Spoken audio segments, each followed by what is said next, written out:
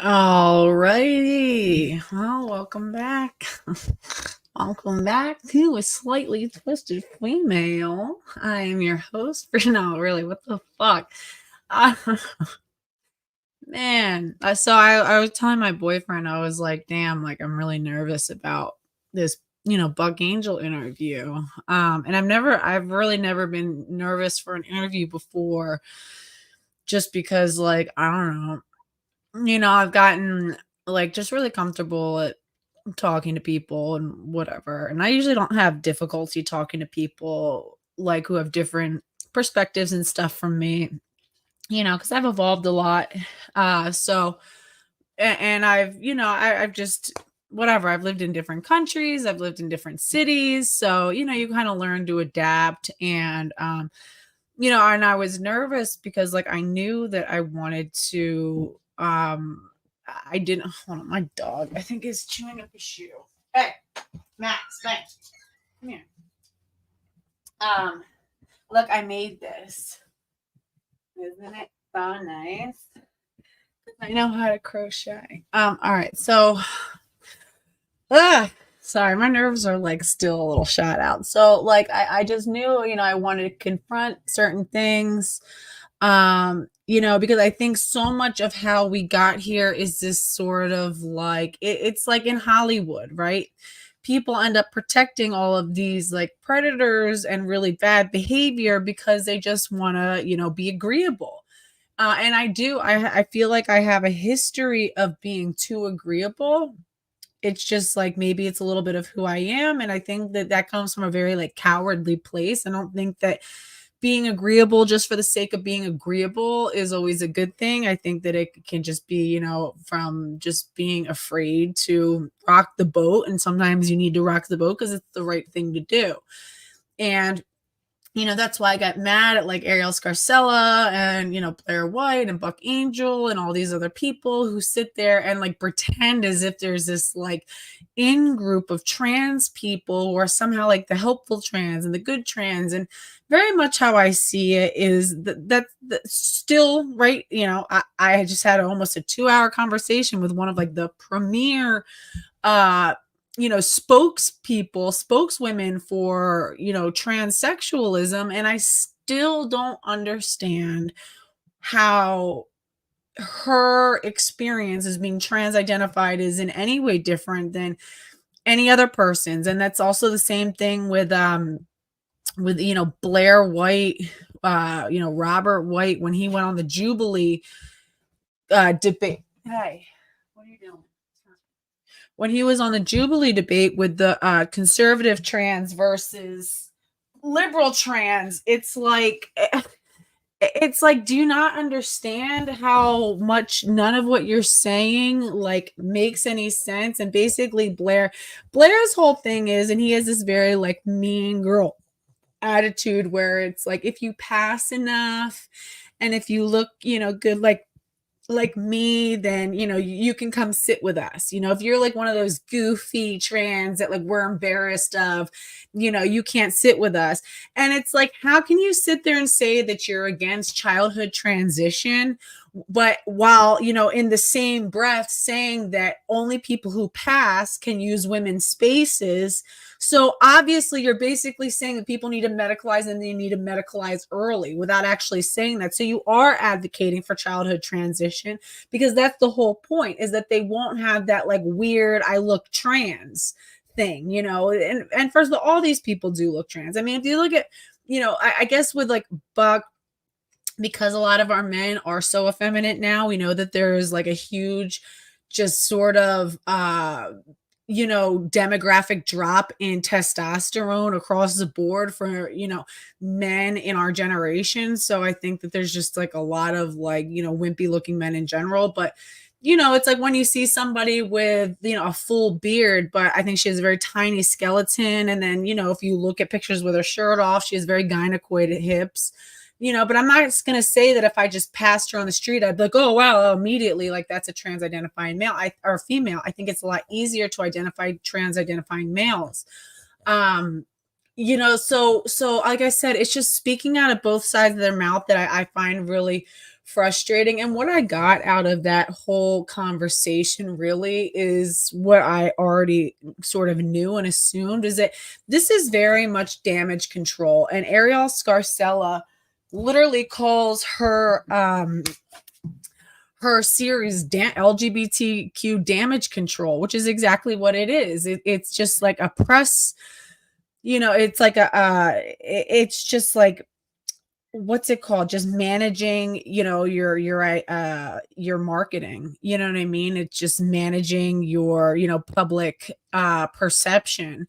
And I think that Gen Spect is very much part of this. I think Gen Spect, it's about, trying to minimize the chance of like the sort of widespread pushback that's already happening. And it's sort of trying to minimize the chance of people who are going to come up and accuse, gross negligence. I think like Stella O'Malley and all these people who believe that there's really like a true group of true transsexuals, and they're the real trans. And it's just like, come on, what does that mean? Because it's like, so it's the idea that like some trans people can use the bathroom because they pass. Well, let me tell you something, okay? It's going to be a lot easier to actually confront somebody like Blair White and tell him to like beat it and get out of the bathroom than it is to tell something like it is ma'am guy. You think any of these people actually think that like really like believe that they're the delusional one? No, everyone that I've ever met is like, oh no, I'm the real trans. Like I had that guy Laura Hobbs on my channel who's like, for all intents and purposes, like he was funny. We like, chit chatted, like he had me laughing and stuff, but like what he's doing is horrific. And he's so, I think obviously the like creepy trans identifying male that we're all scared of, but he really believes that he's like, no, I'm one of the good guys. I'm calling this stuff out. There's this other guy named like Bell something, who follows me on Twitter and I've talked to in the spaces a few times. He's ex-military. He really believes that he's some sort of like third type. He's like, I'm not, I'm not technically homosexual, transsexual, but I'm not AGP either. It turns out he's like quintessentially AGP. Like he literally, like he was in the military, had like a very masculine life his whole up until a few years ago, and then like was married to a woman, had kids, and then I think started like wearing lingerie low key. I mean, literally the most like true to form AGP story, started wearing like lingerie behind closed doors and then finally decided to come out. He's still totally a heterosexual man, totally believes he's not AGP. And it's like, he's like, no, because I don't get a sexual thrill from this. But yet he constantly posts these like super edited photos of himself that it's like so obvious that it's like AI. I'm like, sir, that is not what you look like. And I found some of his like old pics. And of course, it's all these like old weirdos, these like old guys who, like cling on to these men. You're like, oh, you look beautiful, honey. Oh, honey, you look wonderful. Wow, you look beautiful. And so it's like, thanks. It's like, all right, bro. Like, you're exactly who we're talking about. Like, and is what the onus is on, like what women and children and like vulnerable people to go and like check these guys and be like, yo, bro, like you're not one of the ones who passed, like beat it. No, we need like clear, not one of them can give me a clear, coherent definition of what like a true transsexual is or what like a transsexual is versus transgender. Because, by the definitions that I've been told that it has to be a homosexual, transsexual. AGPs don't count. They're the problem. It's the homosexual. It basically everybody like formulates it to make it so that like they're the true transsexual. It's homosexual, transsexual. It's somebody who's taken steps to medicalize. And I remember Holly, the guy who I like did that little video calling him out the other day, who just went on some like hysterical meltdown on Twitter. He also is like one of these Blair White true trans, and he really believes and he says that the way to, really be a transsexual is to start medicalization. Come to find out, all this guy has ever done is taken like spironolactone or some sort of like testosterone androgen blocker and estradiol and I think like progesterone, right? He doesn't have breast implants, obviously doesn't have bottom surgery, never did facial feminization. So if that's all that it takes is to take a couple drugs, hello, anybody can order that from like off the internet from China. So like there's just no coherence to it. And we saw it with Holly, who's supposed to be like the safe one, the one who's on our side, the one who's fighting the good fight, had a total fucking meltdown, calling us cis cons, saying that, we're adult human yeast infections, and like, he loves being misogynistic to TERFs. Like, so it's like, this is one of the good ones, right, guys? So if he says, to be honest, I thought Blair White passed until the Jubilee debate. His male features are so strong. I feel like feminizing surgeries made him look more masculine. If you really look at him, like I know that he's had like fat transfers to his hips, similar to what like some of the Kardashians have done, and his are not as extreme. But like he's got such an android pelvis, and also he very carefully curates like what photos are out there and stuff. And like, yeah, I mean, he's got like the whole like surgery face look, yeah, he said, yeah, Holly's like, yeah, I'd pee in all your spaces. Like, like, cool, Holly. You know what I mean? Like, you're this, like, again, and he's like one of these, like, misogynistic homosexual men who wants typically, like, he wants to be the straight woman. He wants to be in a heterosexual relationship with men, right? That's what he wants. Like, that's the fantasy for a lot of these homosexual transsexuals who are, in many ways just as misogynistic.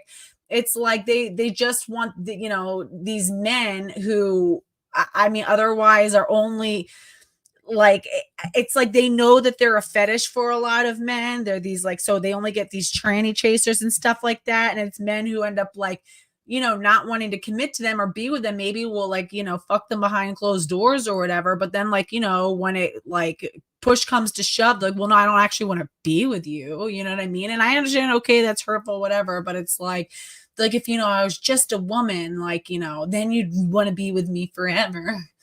Part of the reason why they want to go in the women's spaces is so that when they're on a date with their little, like I said, straight guy, and they're like, oh, excuse me, I have to go to the bathroom, he's not walking into the men's room, because he knows that those straight, like the so-called straight dudes, these bisexual dudes who are like low-key bisexual, who like, hold themselves out as straight, are going to be embarrassed if their date is going into the men's room, so they can be like, oh, I'm going into the women's room.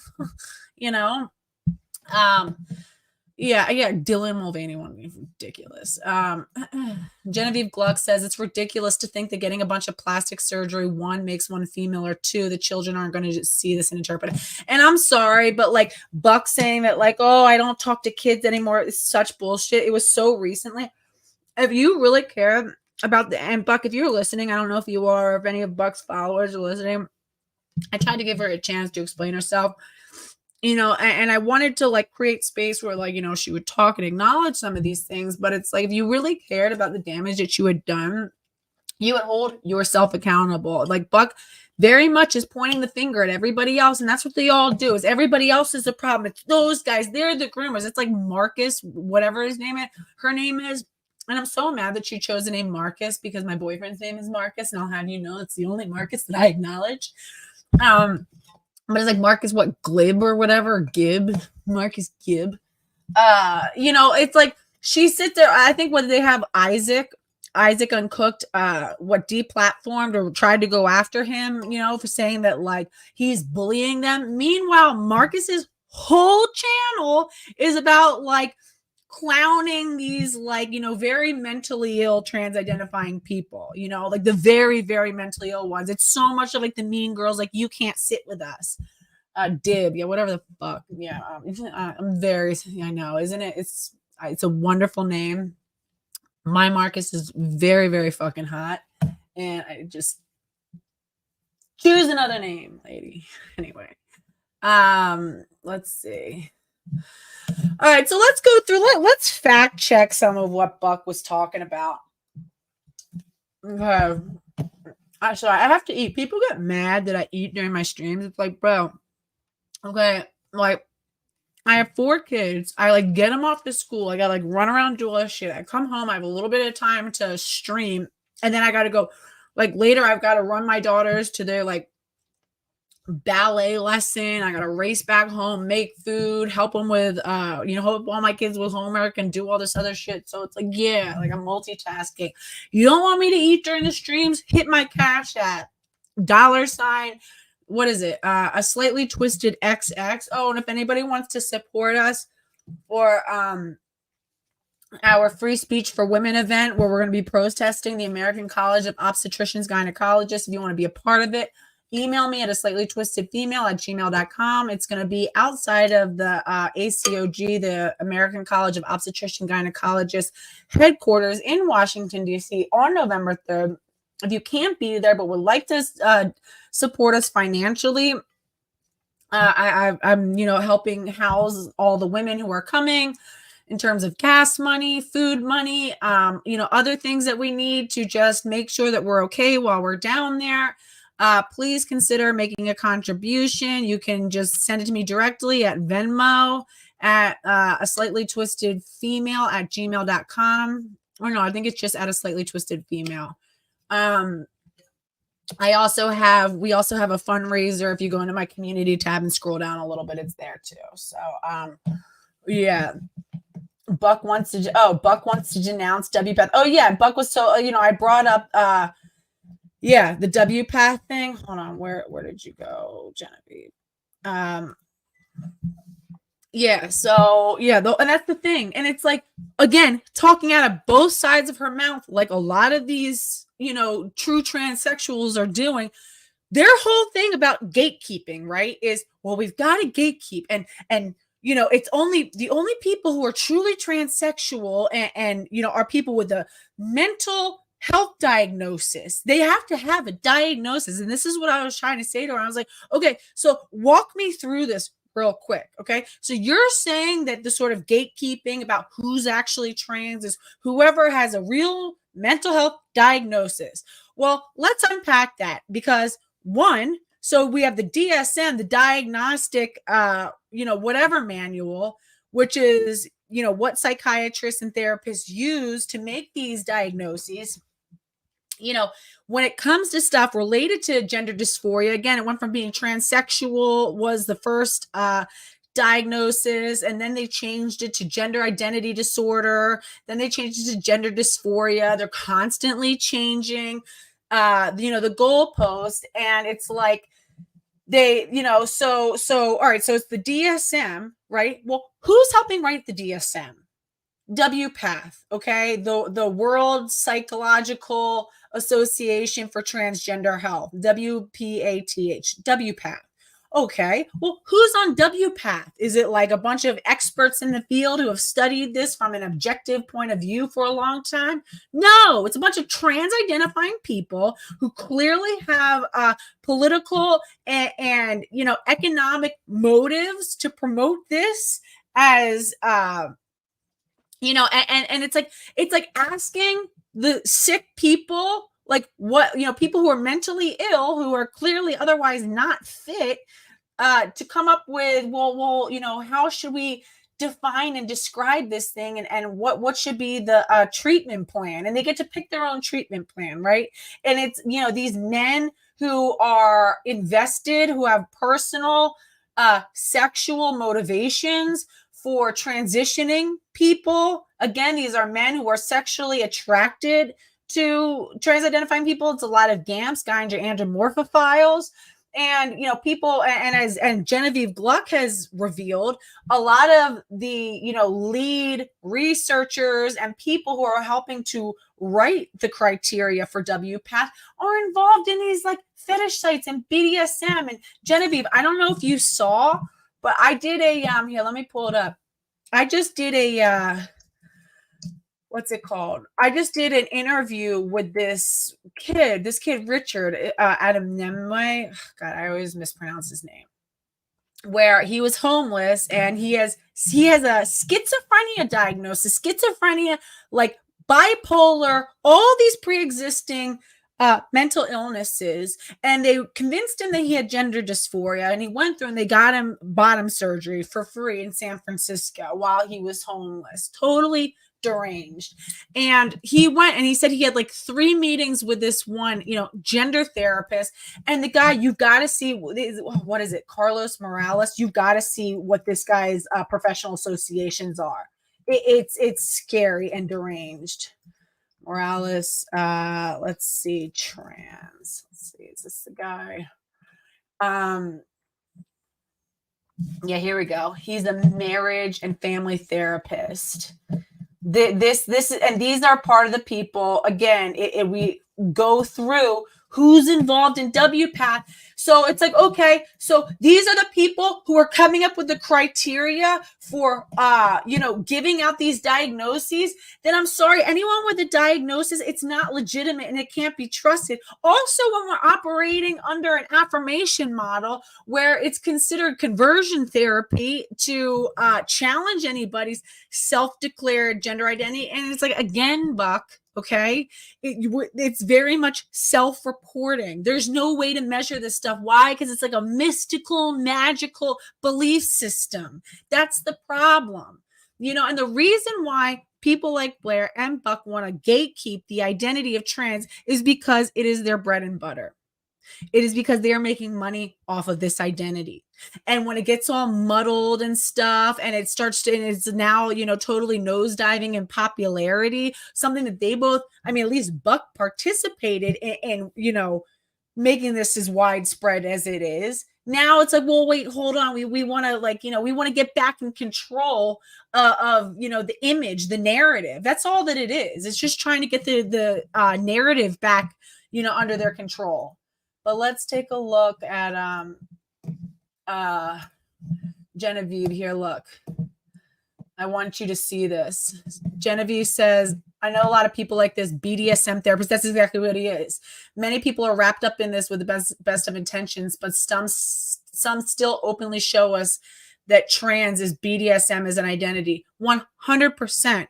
And it's like, I remember I was watching this interview with Richie, and the interviewer accurately was like, so basically you went and got transitioned, not for your own benefit, because knowing, what it does to, totally eliminate, to damage, if not completely destroy the recipient's, sexual functioning and ability to experience pleasure. Like I said, Marcy Bowers openly acknowledged he was the lead, he's trans-identified male, the lead surgery on the Jazz Jennings case, acknowledged that to his knowledge and belief that any child who is administered puberty blockers, Lupron, followed by cross-sex hormones, prior to Tanner stage 2, I believe, either stage 2 or stage 3, will never experience the ability to orgasm. He says he really believes that it's just simply not possible, that nobody ever has before. Can you imagine living a life? And I'll say it again. Sex, healthy sex, is such a critical part of ourselves as people. It's sex that made me a mother. Okay. Sex that built my family. It's what connected me to my husband. It's what connects me to my current relationship. You know what I mean? It's not a bad thing. It's when we like commodify and warp it into this thing to buy and sell, is when it becomes, evil and twisted, but it's like, it is a healthy, normal part of an adult experience. And it's like, to just rip that from somebody, my God. And it's so weird. It's this like weird obsession with sex. So they're all about sex positivity and BDSM and porn and sex work is work and all of this really like just vile, these assaults on women and children, what this really is. And it's just about, a specific group of men almost creating eunuchs for their own pleasure and their own use. They're creating a group they've gotten so addicted to this idea of, the man woman, right? It's like the man and the woman mix. It's like the, the she male, the he, she. We know that that's a popular porn category and they get addicted to it. And it's like they want to promote more of it to create this like, category of people that didn't really exist before. And it's for their own sexual pleasure. Right. So look, and so, okay. So this asshole, Carlos H. Morales, marriage and family therapist. I strive to provide a compassionate, non-judgmental environment where we collaborate together to focus on goals. And it's like, you ever like they actually never say anything. Like, what does any of this mean? To focus on goals and new perspectives. My practice focuses on relational issues and alternative lifestyles, BDSM, kink. And for anybody who doesn't know, BDSM fucking dominant, what's the B? Dominant sadomasochism. It's basically like, what is the B in BDSM? God, I'm an idiot. I'm like just having a brain, whatever. Something dominant sadomasochism. Whatever. Bondage. Yeah, okay. Bondage, what domination and sadomasochism. It's the idea of like using like pain and pleasure and like it's like the ball gag, tying women up. And some of these and it's so much about like re-traumatization, right? It's people who are traumatized, especially women who are traumatized. And it's really scary because what it functions to do is to desensitize women from abuse, right? So if you start introducing abuse, physical abuse, sexual abuse under the guise of, oh, we're exploring our kinks, right? We're exploring what turns us on. And it's healthy because there's a safe word. And, I'm going to piss in your mouth, but it's okay because it's all controlled. It's about, it's the frog who boils in the water because you started the water at room temperature and slowly boiled them alive to death. And because they never felt the incremental changes, they never jump out. Right. That's what happens. It's this slow incremental, tightening and increasing what you're doing to somebody.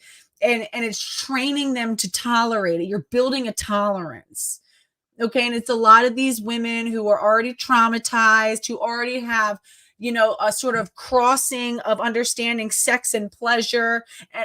Pain and pleasure. And who, children who were, usually abused by primary caretakers, or who saw their mothers being abused by their father, or who were abused during sex from an early age. So there's this, misconstrual that, with pleasure should always come pain, that you should get choked out and things like that. Genevieve Gluck says, I wrote an article about a BDSM therapist who published an academic article about transing a lesbian while encouraging her partner to beat her with a baseball bat and call her slurs. Jesus Christ. And that's what it is. It's just they're finding a way to sort of legitimize their wanting to act out these really like, perverted and like just like degenerative sexual stuff. And it's like once you kind of create, oh, it's a therapy, it's therapeutic. That's what you get when all these people are getting college degrees in these like bullshit pseudosciences, where it's just like, oh, I have a PhD in, like sadomasochistic, engineering with whatever, sociology, you know what I mean? And it's like basically allowing people entrance into the professional world. And it's just like they're able to sort of like tailor it as, oh, it's all legit. This is a therapy. So this guy says, my practice focuses on relational issues and alternative lifestyle. BDSM. BDSM, kink, transgender, and polyamory. Yeah, we know polyamory is really good for women. I offer services to adult, individual, couples, and therapy. I bet you anything that this is one of the guys, like this is the type of guy who gets like sexually involved with his clients. He's like, well, I could stop by and kind of show you guys the ropes. Would you like that? Maybe I could teach you, teach you how to reconnect as a couple. I'll bet you anything. I'll bet you anything. I approach treatment focused on finding solutions and combine different styles and therapy models according to your needs. I am experienced in dialectical behavioral therapy, relational problems, depression, alternative relationships, BDSM, polyamory, kink, substance abuse issues, domestic violence. So you deal with domestic violence and BDSM. So you take traumatized women, and what you convince them that it'll help them if they let their men beat the shit out of them while they're having sex. What they're getting choked out to the point of almost losing consciousness is what is like a healthy, healing process. Like it's fucking gross. Yeah, and by HIV, AIDS, and bilingual Spanish. I think this guy's from Puerto Rico. Yeah, no, cool, Mr. Morales. Sounds real fucking legit. All right, hold on, let's see. And then I wanted to show. So Genevieve, he's on. Hold on, let's see. Carlos Morales, trans. Let's see. Carlos Morales, therapist. I think. What is his thing? That's in his. Okay, here we go. So he's part of the Kaiser Institute. So he's the gender therapist who pushed Richard through to getting his bottom surgery. Richard, who wasn't even on like cross-sex hormones, I think, for any significant amount of time, like literally just took him from 0 to 100. It's just kind of like, the first drug somebody ever tried was shooting heroin.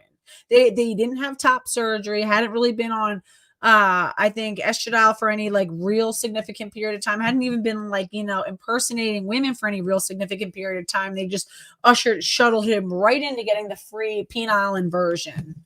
Again, this is a young man who is homeless, who is, the child of immigrant parents, who doesn't have a lot of relationships, who had a severely abusive history, and who has a schizophrenia diagnosis. I mean, again, it's like if depression is the common cold of psychiatric illnesses, schizophrenia is the cancer. Okay, so let's take a fucking look at this piece of work. Got it. It's so again, I say all this to say, not to get too far off track about what we're talking about here, but people like Buck and Blair are advocating, even Ariel Scarcella are saying, oh, well, it's people with a real gender dysphoria diagnosis. Who's doing the diagnosing? It's weirdos like this, okay? Weirdos like this nutcase. And let's see, where's his other picture? I want to show her picture. See, is this it? Whatever. Yeah, so his I hate that I can't just like move stuff around. Hold on. Oh, here. Sorry, I'm just gonna have to take Genevieve's thing down. Okay, so look, he has all right, memberships, and these are professional memberships and associations. NCSF, the National Coalition for Sexual Freedom. Boy, what does that sound like to you? Who does that sound like they probably represent? Who is always talking about being sexually oppressed? MAPS, minor attracted people, aka pedophiles. Right. AASECT, the American Association of Sexuality Educators. Like Genevieve, if you want me to research any of these, I will do so. And I will send it to you. Counselors and therapists.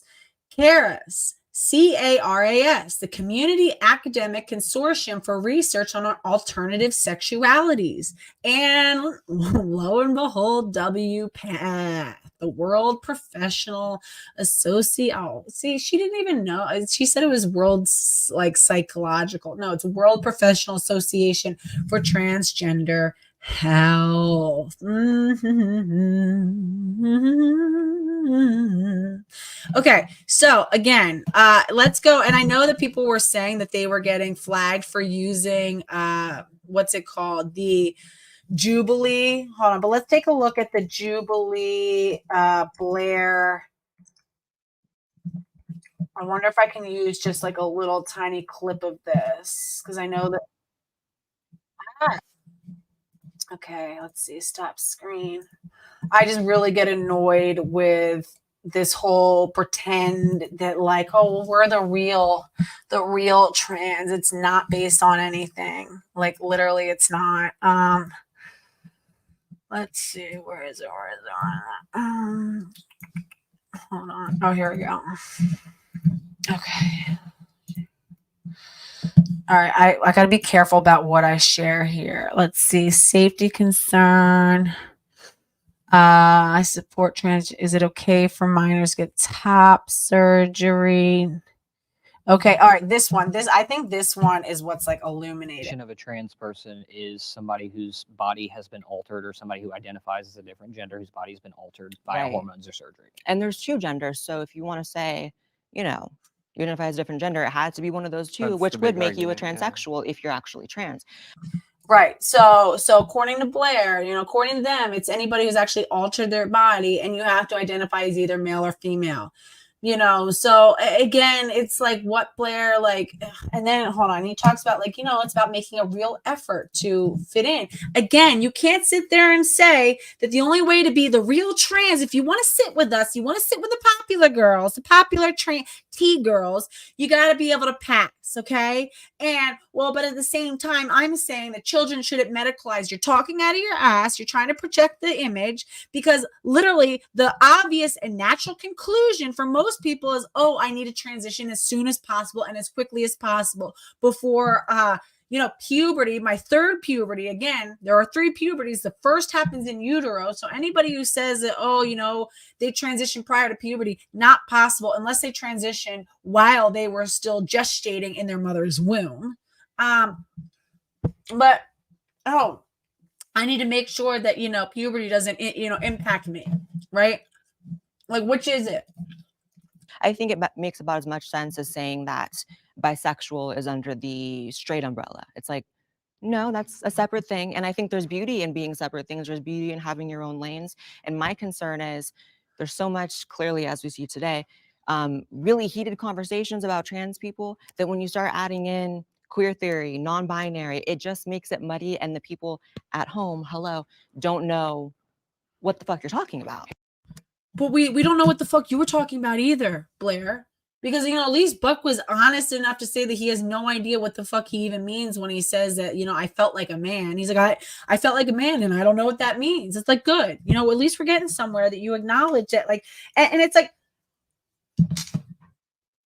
where I get frustrated with Buck, you acknowledge, and Buck, if you're listening to this, or anybody who was, pro Buck, whatever, if you're listening to this, if you acknowledge, right, that it was wrong for you. Oh, whoops. Hold on. That it was wrong for you to be talking to children. Again, this was as recently as like a year and a half ago. So don't act like this is ancient history. It's not. Okay. There's, I've watched so many clips, and so I lost track of a couple things. There's stuff is like recently, is like a year and a half ago of you talking to kids. This is not ancient history. Okay. This is like, we're talking 2022, that you're talking to children and you're acknowledging that you talk to children, as young as like 10 and 8 and whatever. And it's like, it's like, if you acknowledge that you were wrong to talk to kids, then why are you still talking to people and talking to families? Why are you keeping in touch with the child who you helped get on puberty blockers and who you supported through that? Why don't you fall back and acknowledge, like, hey, you know what? Maybe I don't know enough. You didn't even know what WPATH actually stands for. That's a problem. You don't understand these things. They're using you as a billboard for trans. Why? Because it's like you have the look that people want. You have the right kind of look, right? It's like, and it's like, it's literally that superficial. The reason why it worked out for you, Buck, is because you profited so handsomely off of your transition, right? It gave you social status, it gave you celebrity status in many ways, and it provided you an income. And it's same thing with Dylan Mulvaney. Nobody was checking for Dylan when he was some campy effeminate gay man who was doing musical theater. No one was checking for him. But as soon as he put on a dress and said, oh, I'm actually a girl, and this whole bizarre kind of like thing that I really seemed like a joke at first, caught fire and just became really popular. I think a mix of people making fun of it and other people maybe relating to it, and now he's sitting here rubbing elbows with, elite celebrities, and he's out in Hollywood and doing all this stuff. Of course it's working out for him. He's sitting there, he's being called to the White House to talk to Joe Biden. Okay. And same thing with, Buck Angel is getting so many opportunities because of her trans identity. Same thing. Nobody was checking for Blair White when he was some twink, And it's like, of course you want to keep that. And Ariel Scarcella, I'm sorry, like in VF 555, like I know I got mad, like I like cut you off because I just think that you were going too hard with like name calling or whatever, but you were dead right when you were calling her out for being an enabler. Ariel knows that all of this is wrong, but again, it's like, well, but there's a few people that will allow. There's a few people who if they're my friends and I like them and I think they're cool and they look good and they have the right kind of look, then we'll allow it. You know what I mean? And it's like, Ariel, how fucking dare you? It's like, thank God that you didn't get sucked into this. And for Buck saying, oh, it's not my fault, people should take responsibility for their own actions. You just acknowledged that social contagion is a thing. And you've been on this media circuit now for 2 decades promoting this. And you don't feel responsible for what you've done to a community of women who have been so, just like marginalized. A lot of these women who do have, gender dysphoria, a lot of butch lesbians do have gender dysphoria. But they're not going to transition. It's, you have like the stone cold Butch who doesn't want you to touch her vagina because she feels uncomfortable, having that anatomy. I think a lot of lesbians can relate to like wanting to top another woman and stuff like that and be like, oh, man, you know what I mean? Like it's hard. Same thing with gay men, wanting to be like, oh, if I could carry this guy's, children, then we could just have a traditional family. Heteronormative family. A lot of homosexual couples deal with those feelings, and you capitalized off of them, and you sold this idea that you have this great solution, this wonderful solution. Oh, well, I got the cure for all of that. Yeah, no, exactly. Isaac, exactly. He says 100% just shows her intentions aren't pure. She just wants to seem reasonable with changing tides of politics. 100%. It's like as soon as suddenly, the acceptance rate started to fall and people, gender critical voices finally started getting a platform and there started to be some pushback. It's like you want to jump on and act like you were always, I was always on board. I always agreed, with the reasonable stuff. And I'm sorry, but no, just because you changed your rhetoric, you need to actually go back. And I'm sorry, Buck, if you're listening, go back and confront what you said, and maybe I'll respect you a little bit more. And also stop with the whole man thing, period. Do what Shapeshifter does. Okay. We're not saying that you have to go back and go get more surgeries to detransition. There is no detransition. Why? Because there was never a transition. Okay. You did this stuff to your body. It's already done. You're still a woman. You always were. Okay. Own it, acknowledge it. Just say, you know what? I was a butch lesbian. You're not a lesbian. You're a bisexual woman because lesbians don't do dick. Okay, let's start there. All right, you were never a lesbian. You're a bisexual woman.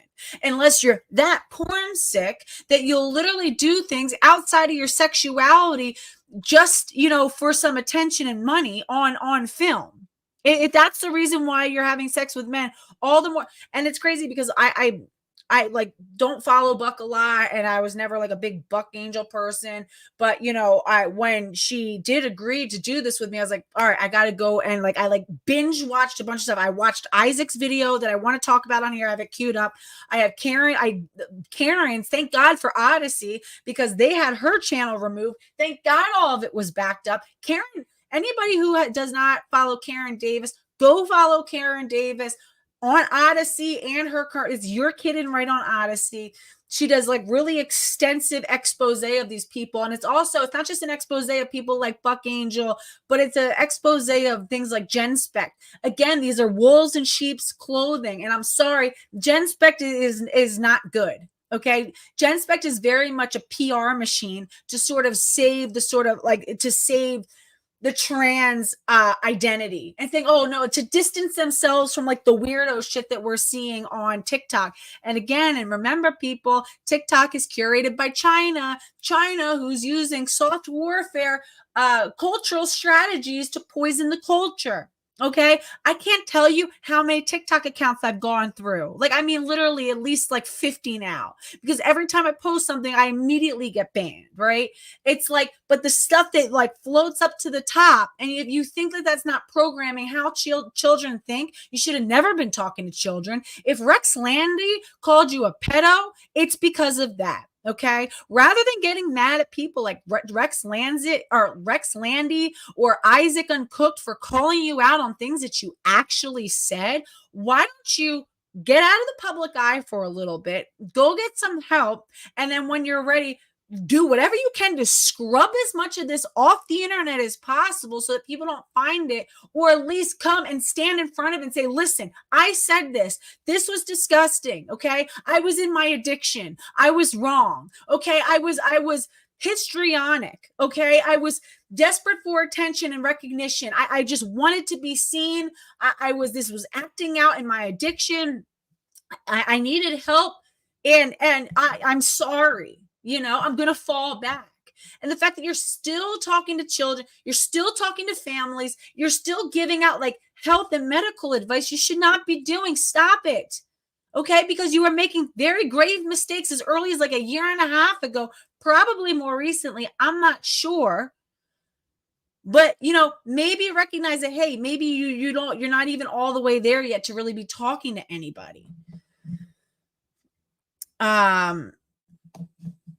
Yeah, exactly. Taurus Girl says, I love how a group of men in drag are all sitting around trying to determine which men should be allowed to invade female space. I know, and like Blair's all like, yeah, and I just think it's wrong that like some of you who just like, you know, it's like, are you even trying to pass?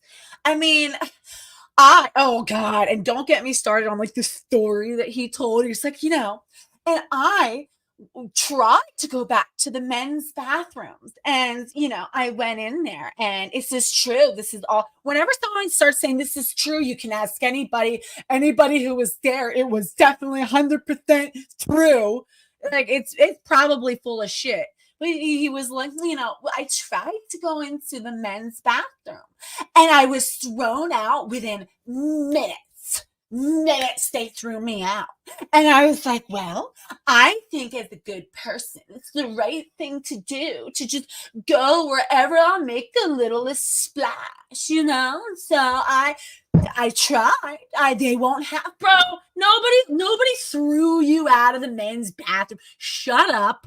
Somebody's probably like, oh, well, hey, whoa there, lady. Like, you know, wrong thing. All you have to be is like, oh no, I'm a dude who fucking plays dress up as a woman. Like my dick's fully intact, bro. Like, you know, you want to watch me like hit the urinal, and I'd be like, oh yeah, my bad. Like, bro, ew, weird. You know what I mean?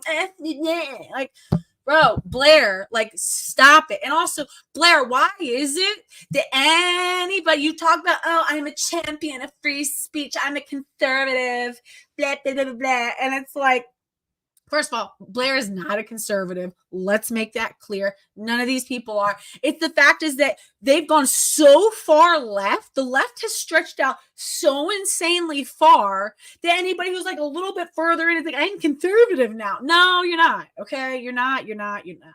All right. It's like, it's just the goalposts have just moved like an insane amount. And then, but Blair, anybody who makes any videos like critiquing you or saying anything, you guys sit there and you like rag on trannies all day long, and you like sit there and you guys, you know, dunk on all these other like genderqueer people. You know, that's like the whole shtick. But if anybody calls you guys out, they all magically get their videos taken down. I know Blair White, my video got taken down about you. I know when I made a little short calling you out for stealing ideas from me, which I know that you do from time to time, you little pick them out every once in a while. Matt Walsh does the same thing. But that went down almost immediately. But I challenged it and it got put back up, right? Yeah, Bruce Jenner's another true trans. Like, you guys, no. Yeah, conservatives do love the gender roles, and they're like, okay, well, you can be trans as long as, you know, you bring back these hardcore gender roles. It's like, let's see. Well, hold on. About a lot of the people who identify as non-binary, so to speak, when they do so, they typically don't medically transition. Right. And when you do so, that at that point, it's a costume. Well, Like- it's gender nonconformity, right? And so we, Because they Wait, hold on. Wait, where am I? At that point, it's a costume. Oh, because what you got, it's just like, you're right. It's just like a bunch of it's like people arguing about like the merits of like, you know, like gnomes and trolls and fairies. And it's like, you know, you get a bunch of these like Renaissance, like fair people who are like, you know, bickering about like, you know, like Dungeons and Dragons or like, yeah, like gnomes and stuff. It's like, bro, like you're all like, why are you like, you guys are all fighting and you're all like, just, it's all not real. So it's kind of dumb.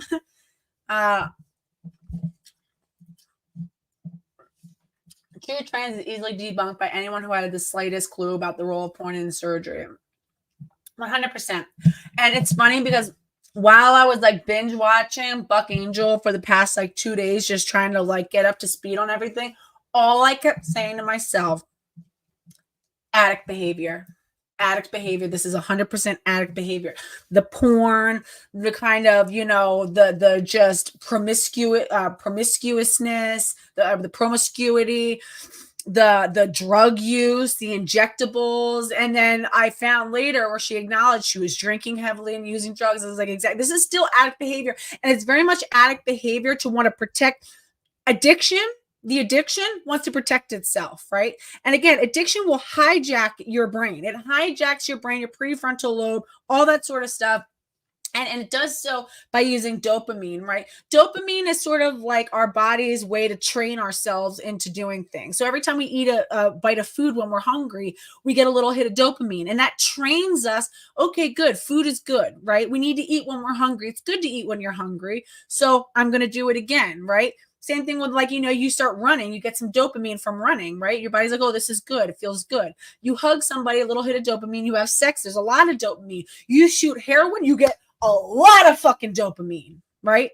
It's more dopamine than what exists in nature. So it's literally hijacking your brain sort of like regulatory center to tell it like, this is so important. So the amount of dopamine you get is how your brain is able to differentiate between what's more important. It like creates a hierarchy, right? The more dopamine means it's a more important activity than whatever. So when you have something like you're taking a shot of heroin or you're drinking vodka and your brain is dumping dopamine, same thing with like cocaine or crack or whatever, it's telling your brain that this is so important. It's even more important than providing for your child, right? Because you got a little bit of dopamine when you saw your child smiling when you did something good for them, right? Or it's so important. It's more important than taking a shower because you get a little dopamine when you sit under that warm water and it feels good, right? But it's like, so your brain now throws getting that fix all the way to the top of the priority list. And not only to the top, but like, I mean, far and away, this is the most important thing. Everything else comes second. And I mean, second by a long shot. Okay. So another thing is when somebody's active in their addiction, and addiction, to be active in your addiction doesn't necessarily mean that you're smoking or that you're drinking or using drugs. Right? Our addiction can continue to manifest in other ways. So things like porn addiction, sex, right? I really believe that like addiction is just this sort of like thing that, you know, you have to feed it with something and different things can latch on to it.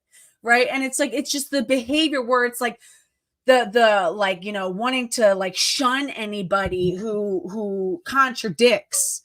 And you know, we know that addicts, anybody who's watched Intervention, it's like they all freak out when they get kind of put on the spot and called on their shit. If you saw Buck was sweating whenever I was calling her on, she'll go, well, they're haters. They're just, anybody hates. There's people who probably hate you, and I'm like, we're not talking about hate. It's not haters.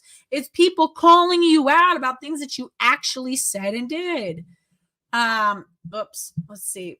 Genevieve Gluck says porn saturation and culture equals more surgeries and body mods to stand out. Men who get feminizing surgeries are paid double what women in the industry are now. Exactly. Because just a normal session of like a couple in love, just having like normal like sex, that's boring. That's not fun. There's so much porn. Like you said, porn saturation. Anyone can upload porn to PornHub. Anybody. There's so much of it, so much on demand, and you need more and more and more to get off. You get bored with the same old stuff. You want something more, to the point where, again, children are getting addicted to hardcore porn before they've ever had their first kiss. So now they have all these expectations of what sex is supposed to look like, and girls are being exposed to porn early. Boys are being exposed to porn early, and then when their actual experiences don't measure up to that, they're like, oh, well, there's something wrong here. Not realizing that that's not normal. It's performative, and it spirals weirder and weirder and weirder. And the next scary thing is AI porn. Okay, now we're going to have hyper realistic pornography that's going to be able to depict pretty much anything that anyone's deranged brain can come up with. And I'm sure it's going to be a race to the bottom of who can come up with the most ridiculous stuff. And now it's going to be anything goes, because they can have anything depicted, and it's fantasy. It's all good. It's fantasy.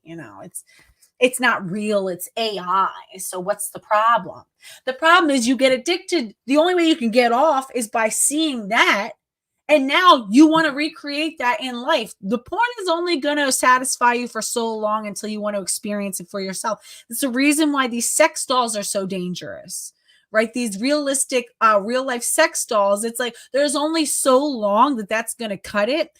And again, much like an addict, the more that you sort of like reaffirm and walk through that, like people who are addicts don't just get addicted to the actual getting high. They get addicted to the whole process, right? So somebody who's like a heroin addict, their brain the areas of their brain that light up, like whenever like the sort of like addiction, starts to go crazy. Like if you could see where it is in your brain, these sort of like pleasure centers and dopamine, your brain starts dumping dopamine once you get in the car to go drive down to get a fix, right?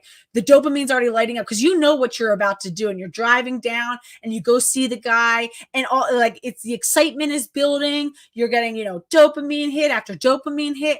Even just the scoring it, the person gives it to you, all of this is reinforcing, right? It's sort of like when you walk in the woods. If you walk the same path every day, you start to carve out a very clearly defined trail in the woods where nothing grows. It's just wherever you walk, you can actually see it as a trail. It's the same thing with behavior. When you run through the same behavior, you're strengthening these neurological connections that fuse even tighter and tighter because you keep reinforcing them and reinforcing them and reinforcing it.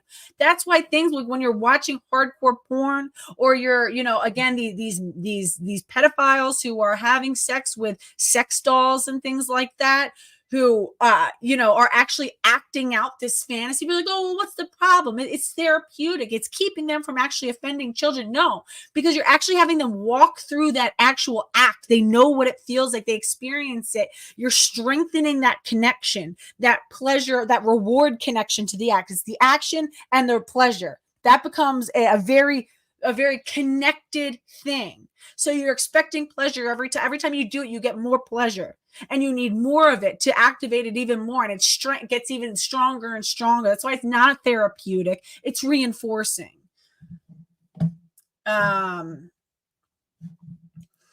Nearly all body mods are sexual. Doing this to children is a novel form of medical child sexual abuse. And I think one of the biggest lies that they tell us too is, sexuality and gender are two different things, right? Somebody's gender identity and gender expression has nothing to do with their sexuality. Bullshit. Okay. If it has to do with, gender is built off of our sex, Our sexual dimorphism. Sexual dimorphism, again, has to do with sex and reproduction. They're not separate things. It's all about sexual signaling. Why do you think lesbians are particularly at risk for being sucked into gender stuff? Right? Why do you think? Because it's about sexual signaling. Because the fact of the matter is the proportion of women who are lesbians is very small. It's actually smaller than men who are homosexual, who are gay, right? So if it's like, okay, imagine being a young lesbian and getting your first crush, and it turns out that that girl is not also a lesbian. That hurts. That's a first heartbreak, right? That's a first, oh man, and you watch her later go to the dance with some boy, okay? And it happens again. You can't help who you get a crush on.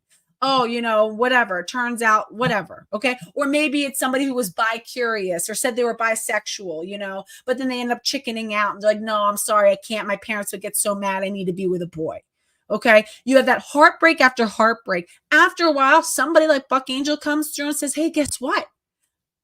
I got a solution for you. You can literally become the boy that you've watched all these women who you had crushes on or had gotten close to, or that these bisexual women ended up going for. You can just become that. Now you don't have to deal with this heartbreak anymore. And it's like, it's so, all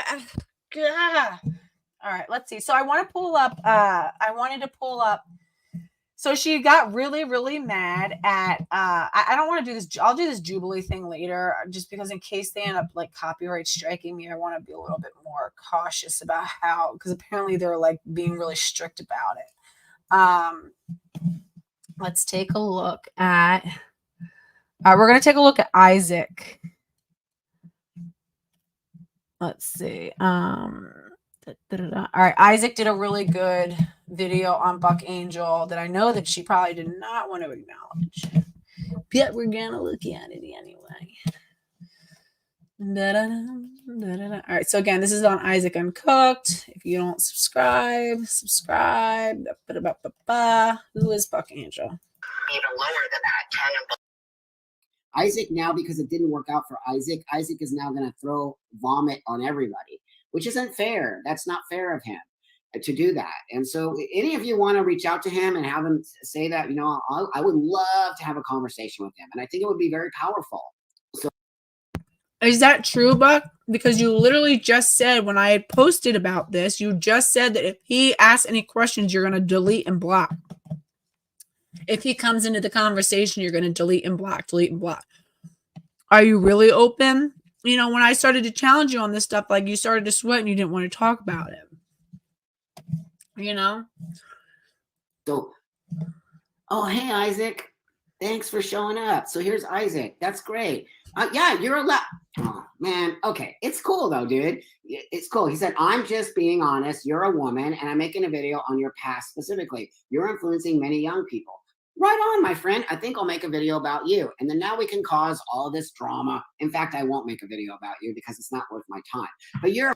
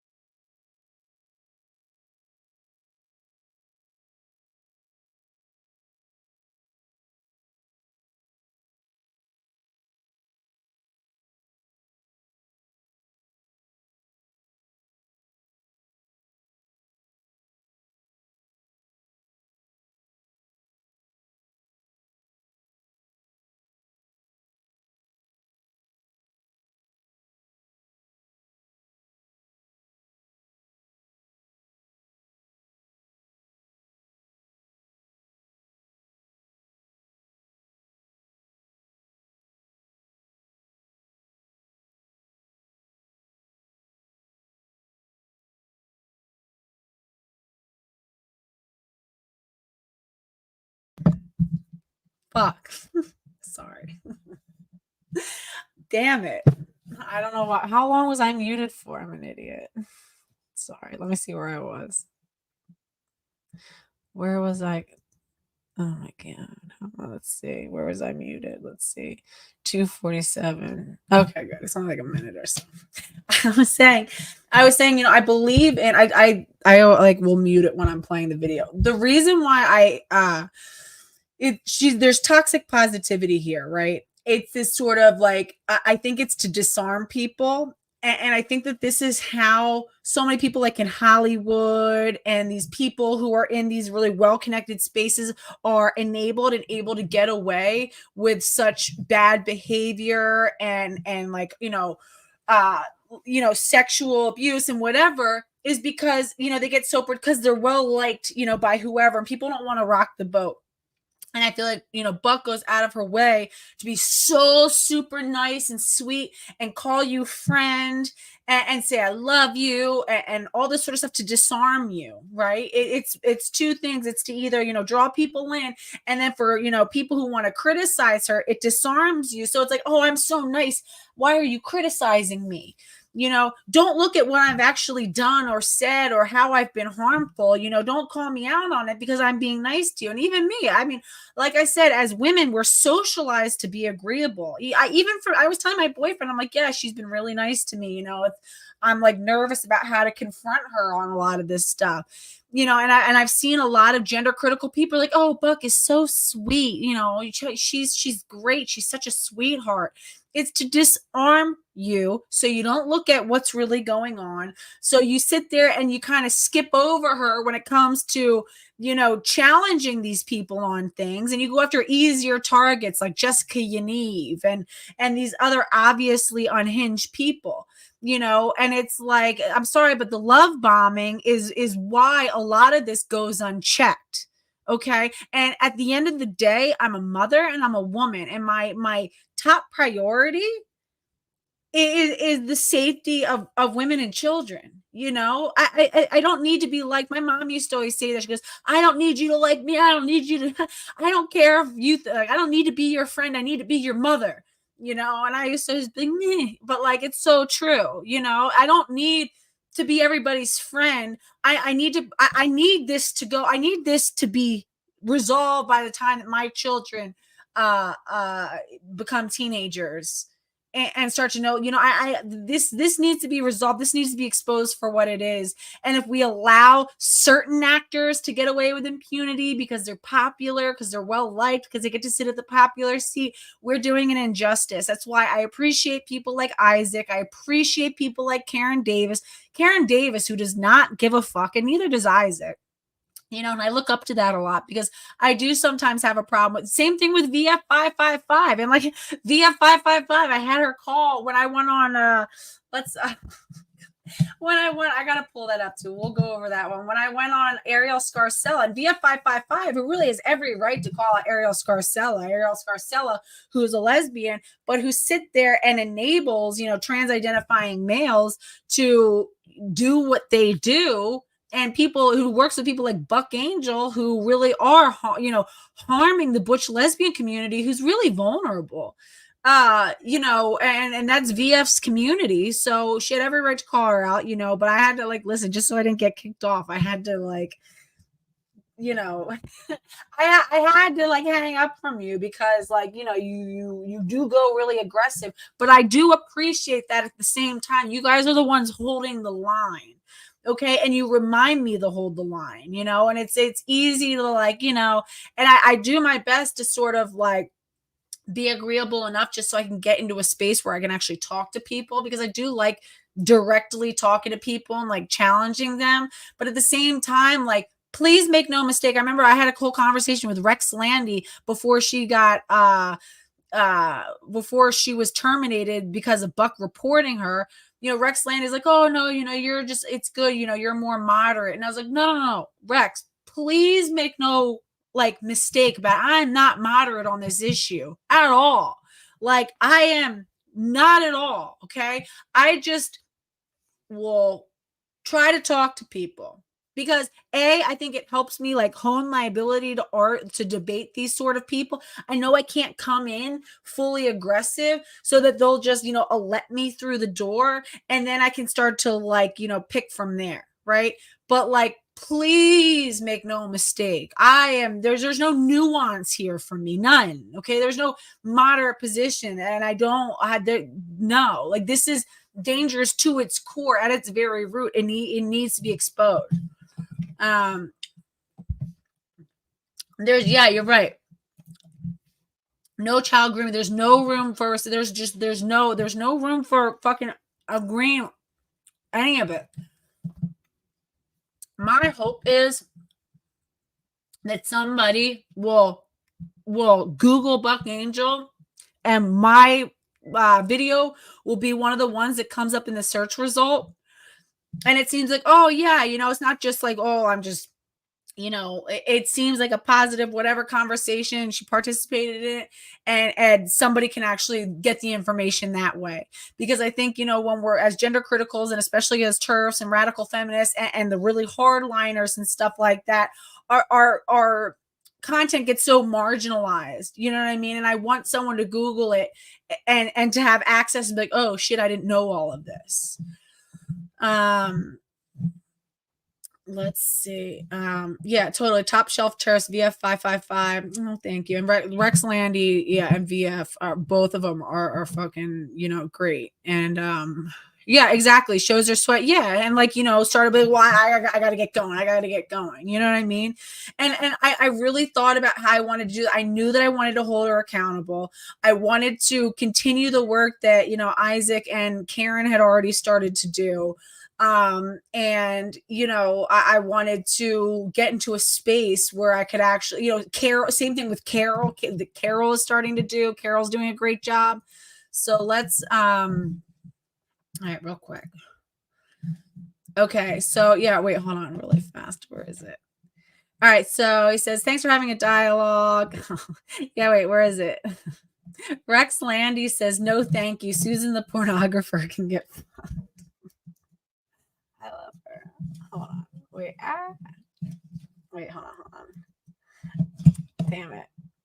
Hold on. I'm trying to make it bigger. Hi. That guys are bad. Oh wait, hold on. Here we go. Yeah. And then let's see what else. Well, now she says she's all about child safeguarding. Calls herself Tramfar Yuck, wants to mind your chicks. It's a hard no for me. Nothing is more important than our babies. Totally. It'll be the same old BS we've heard before with a little gaslighting, I imagine, a few crock tears even. Pretty much. Okay, and then so Jane tagged in. So Drizzy Drogulus is Isaac. So I'll show you guys some care. Buck Angel was walking back so hard. Yeah. Yep.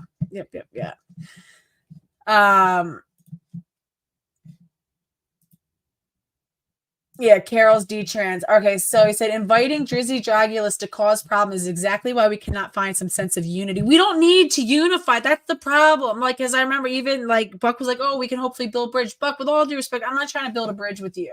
I don't want to. I'm not interested. I have no intention of building a bridge. And you said that you watched my channel for a long time. Then, I hope that you would know better than the fact that you think that I'm trying to build a bridge with the true trans community. I'm not at all. I want to dissect, the rhetoric, because the thing is, the fact of the matter is, a lot of gender criticals have bought into the true trans rhetoric. A lot of gender criticals are when I announced that I was going to be working with, or that I was going to be going live with Buck, I had a lot of people on my channel like, great, Buck's great. Oh, I love her. She's one of the good ones. And we need to dissect why and how they're sort of working around that and expose that. No, it is all a Trojan horse. There is no good trans. Buck, acknowledge that you're a woman. Live as a woman. Be like Shapeshifter. You don't have to go and get new surgeries or do new things or shave your face or whatever it is. All that's already been done. You're already there now. Acknowledge the damage that's been done.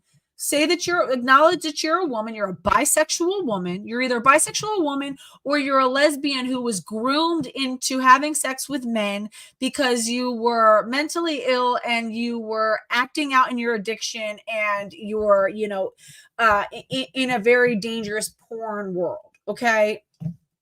I don't need a sense of unity. No, I need my children to know that I held the line. That's what honestly, whenever I do anything, I think about how my children are going to receive this one day. And if they see me sitting here, like trying to unify with somebody who has harmed another little girl, who helped sterilize another little girl out there, another little 8-year-old, I do not want my girls seeing that I sat there and I linked arms with that little girl's abuser and saying kumbaya. Fuck no. I no. Hell fucking no. I want my kids to know that like I'm standing up and exposing these kind of people. And to the little girl out there who was harmed by Buck's advocacy and support of, sterilization of her. If that were my child, my fucking God. And the thing is, and you can sit there and say, oh, well, the parents, da da da da. But a lot of parents are facing losing their kids if they don't affirm. Yeah, if you even admitted to it, but took none of the blame, of course. Hold on. And also, just real quick, just because this is funny, because she gets so mad about Isaac, but it's like, what are you mad about? All Isaac really did was take your clips and show them back to you. All Isaac did was hold a mirror up to you. That's it. That's literally it. Hold on, let's see. Okay. Hold on. Wait, so it says, hold on, inviting Jersey Dracula. So again, this is Isaac's so fun. I'm sorry. He's like inviting listen, Isaac probably remembers. I've told Isaac the fuck off too. I totally told him off on his thing. So it's like, we can all like disagree with each other and like call each other out on shit, but I totally appreciate the work that he's doing on like this end. Inviting Jersey Dragulas to cause problems is exactly why we cannot find some sense of unity. We don't need unity. It is this insane hater who shows up. If this insane hater shows up, he will be blocked. He will not add any value and waste my time. Well, Isaac was there the whole time. And again, all Isaac has ever done is hold a fucking mirror up to you. I appreciate you too. Like, you were like, I see you guys like you, Karen, Excellence. And I totally appreciate you putting me with like, Karen, Excellence. Like, it's such like a high honor. Because I still remember back when I used to like cook and wrap presents and listen to the two of them. And I'm like, these are the type of women I need in my life.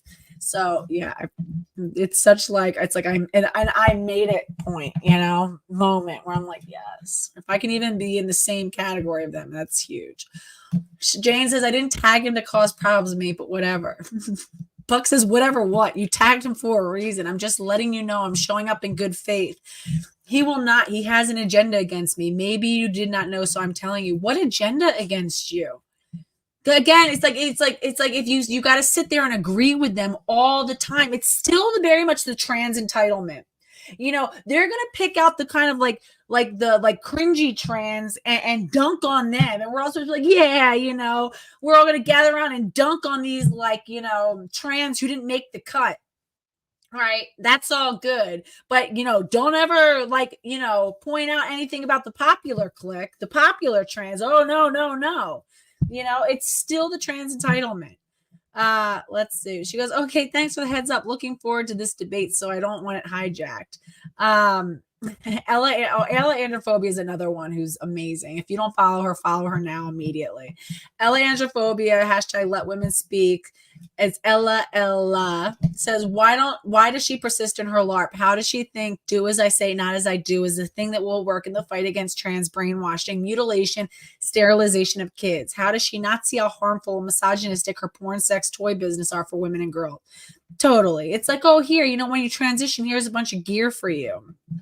All these people who I love, Judy C, everybody. Okay, wait. So really quick, there was like the funny one. Okay, so I said, do you have any questions you would like me to address? Let me know below. This is Hold on. So every single time someone tags in Isaac, and I know she's like getting so pissed. So I goes, Jersey Dragulus, do you have any questions for Buck?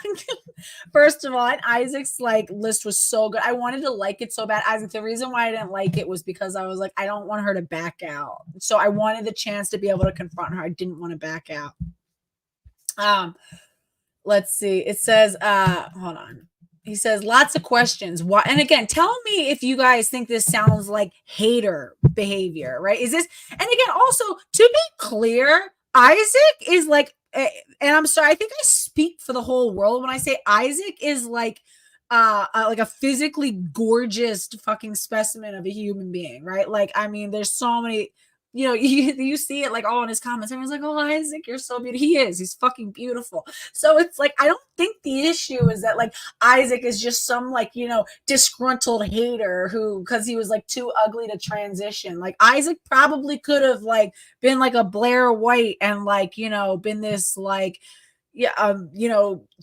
epitome of like trans excellence or whatever. You know what I mean? I don't think that was the issue. I think it's maybe he has some integrity and actually sees that like you're a scumbag. I don't know.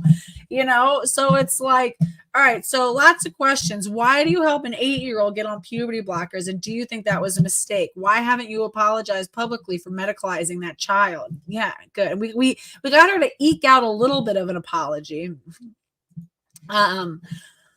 Let's see. Detrans lesbians are coming out saying you specifically influence them into transition, hurting their bodies permanently. You were in support of people transitioning, pushing the TRA talking points up just a few years ago. How have your views changed? Will you apologize to these women for influencing them to harm themselves? It's like, it's so, all of this is the exact same thing. I wrote a whole note in my, it's so funny because this list of questions, when I was going through all of the content I could find about Buck, I always keep, before I have like a big interview, I make a little note on my phone and I'll write little talking points. I did it with the Laura Hobbs thing, so I can go back and reference it. I didn't get a chance to really reference it as much as I wanted to because I could tell that she like wanted to get out of there. But so many of these questions that Isaac posed are like the exact same bullet points I came up with. And it's like, so it's clearly good faith. It's not like he and I colluded beforehand. Anybody who has like some integrity and who's like watching this subjectively is going to come to the same sort of conclusions. Like, these are the issues here. This isn't like, oh, Isaac just like, what Isaac's jealous that you transition, that you have like clitoromegaly. Like, what are you talking about? Like, with all due respect, what is he jealous about? What is he hating on? Whether you're making like some money off of like T-Lube, I don't, I could be, I don't mean to speak for him. I'm pretty sure that's like that's not the issue. Let's see. Oh, I love Mr. Menno. Yeah, Mr. Menno is fucking awesome.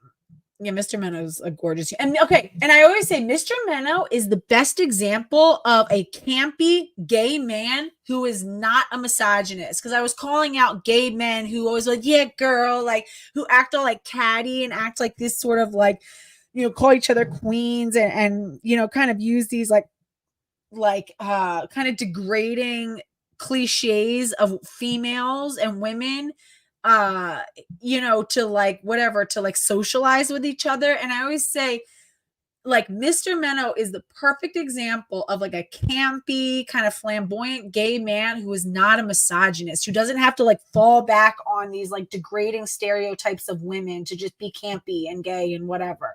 He falls back on like, tropes about like men and male, whatever, like the YMCA stuff. And so, it's like, there you go. That's perfect.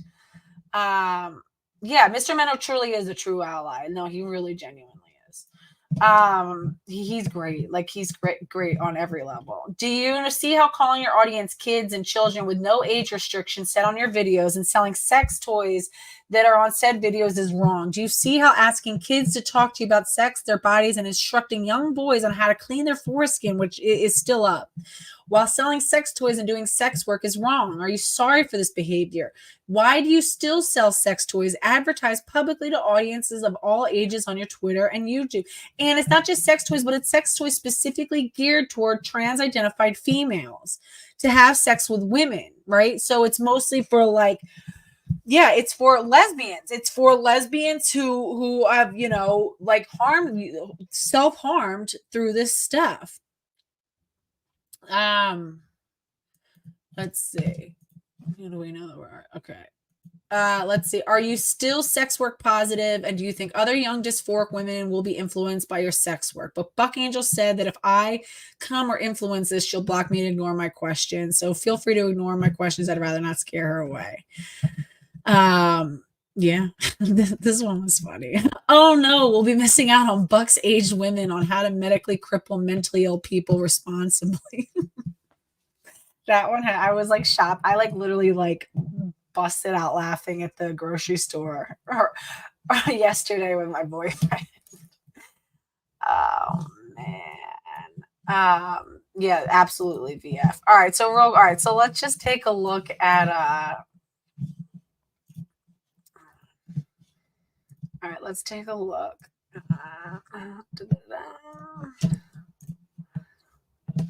All right. You're more than welcome to make as many videos as you want about me. Make sure you tag me and make sure you spell my name right so that more people can find me, because that's all I really care about, my friend. You're just going to help me. Did you hear that? Did you hear it? I'm going to play it again. Did you hear it? Let's play it again. Listen to what she just said.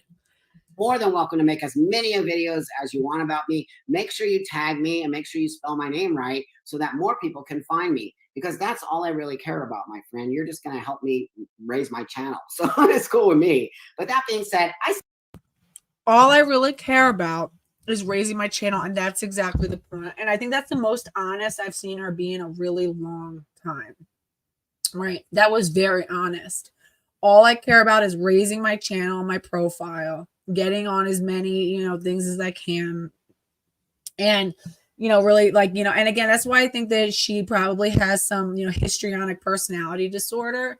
Histrionic personality disorder is characterized by just extreme attention seeking. It's like no attention is bad attention. Anything I can do to get people to notice me and pay attention to me, I'll do.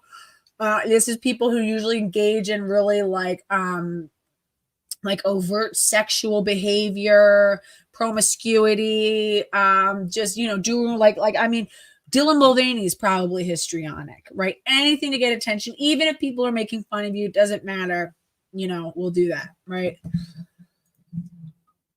See what you're doing. You're not even being a respectful person. You're kind of being gross. But I am a biological female. I'm not a woman. I'm an actual biological female who decided to transition. It didn't work out for you, Isaac, and that's a bummer. But I can see the hate, and that's what this whole thing was. So why is it that you guys, you, Blair, Ariel, Scarcell, can all call out these queer, you know, these transgender, this, you know, Marxist, like queer people who you guys all dunk on, you know, routinely? It's all good. But if somebody calls you out, you know, you were happy to expose the doctor who was prescribing the puberty blockers to the child who you helped transition, the 8-year-old. You're like, yeah, let's show the doctor just to get, you know, the heat off of you. It's all good. But when somebody, you know, challenges you, you acknowledge that you were toxic back in the day, that you were wrong, you were doing bad stuff. So people are still holding up a mirror to you. How about you like take a moment to self-reflect? How about you just get off the internet for a while? Take a break, reflect, get back in nature, maybe get off the drugs, get off the testosterone, you know, because we know it clouds your, I remember it was like Shapeshifter says that once he got off estrogen and started taking testosterone again, he said it was like his brain went back online. It was like the fog lifted. And all of a sudden he's like, oh my God. You know, he realized like how much these powerful drugs were actually impacting his ability to think straight and see the world. Yeah. So yeah.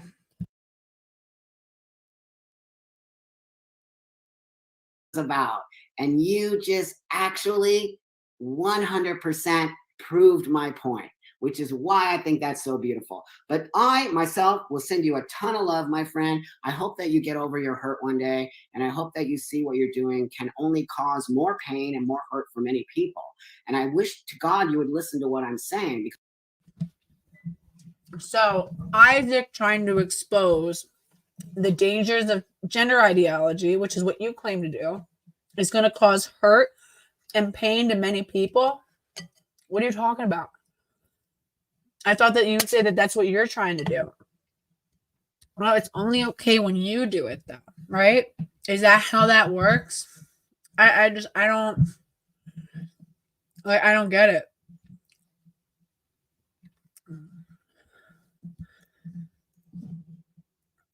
Oh, and also, I'm sorry. Who here, raise your hand, has been told who hurt you whenever you sit there and you call somebody out for their toxic gender rhetoric?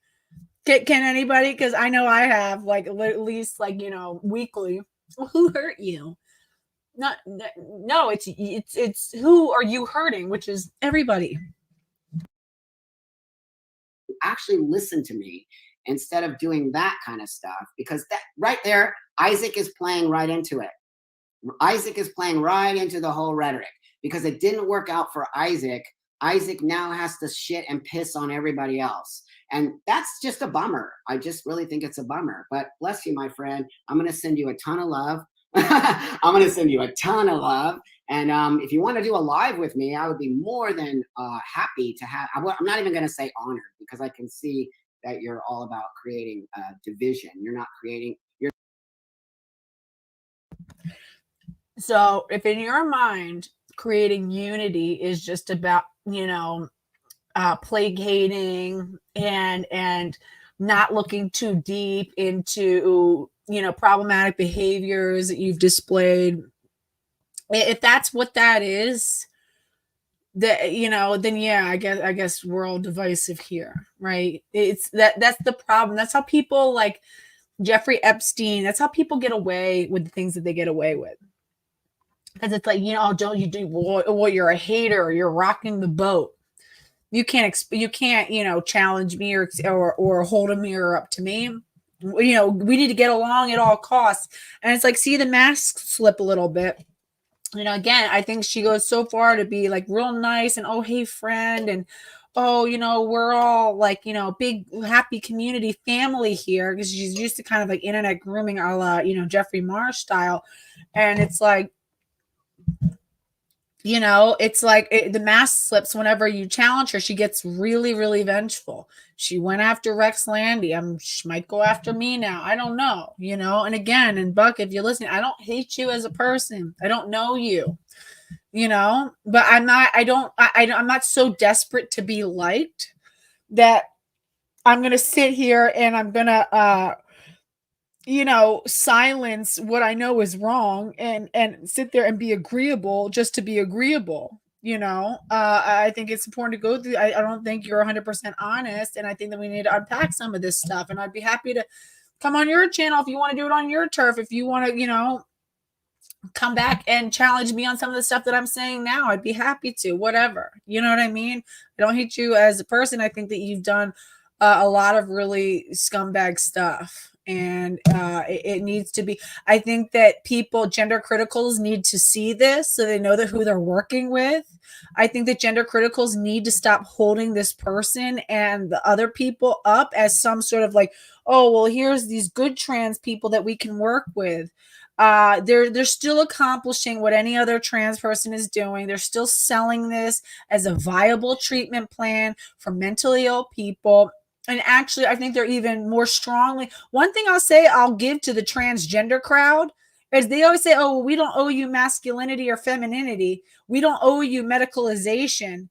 At least they're saying, hey, you don't need to medicalize to be trans. You guys are saying that you have to. You're really pushing medicalization, right? How about we just acknowledge none of you are trans? It's all self-ID. Trans doesn't exist. You transition from what? What did you transition from what and to what? Nothing. That's the thing. You're just a woman with amputated breasts and too many, androgens in her system. That's it. That's literally it. Yeah, totally. I believe that they work for Big Pharma. I would not fucking doubt it. I would not doubt it. Yeah, she's used to not getting pushback from interviewers. No, totally. Because it's like, again, it's like, there's so many of these little spineless gender criticals who are like, yeah, Buck, Buck's is one of the good ones. Buck, understands reality. Not really.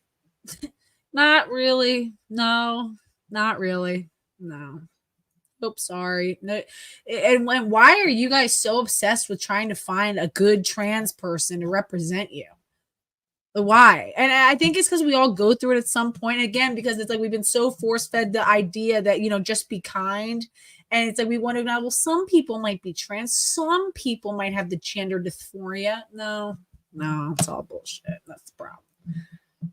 You're not anywhere about healing. So I wish you would learn to heal. I don't care anymore.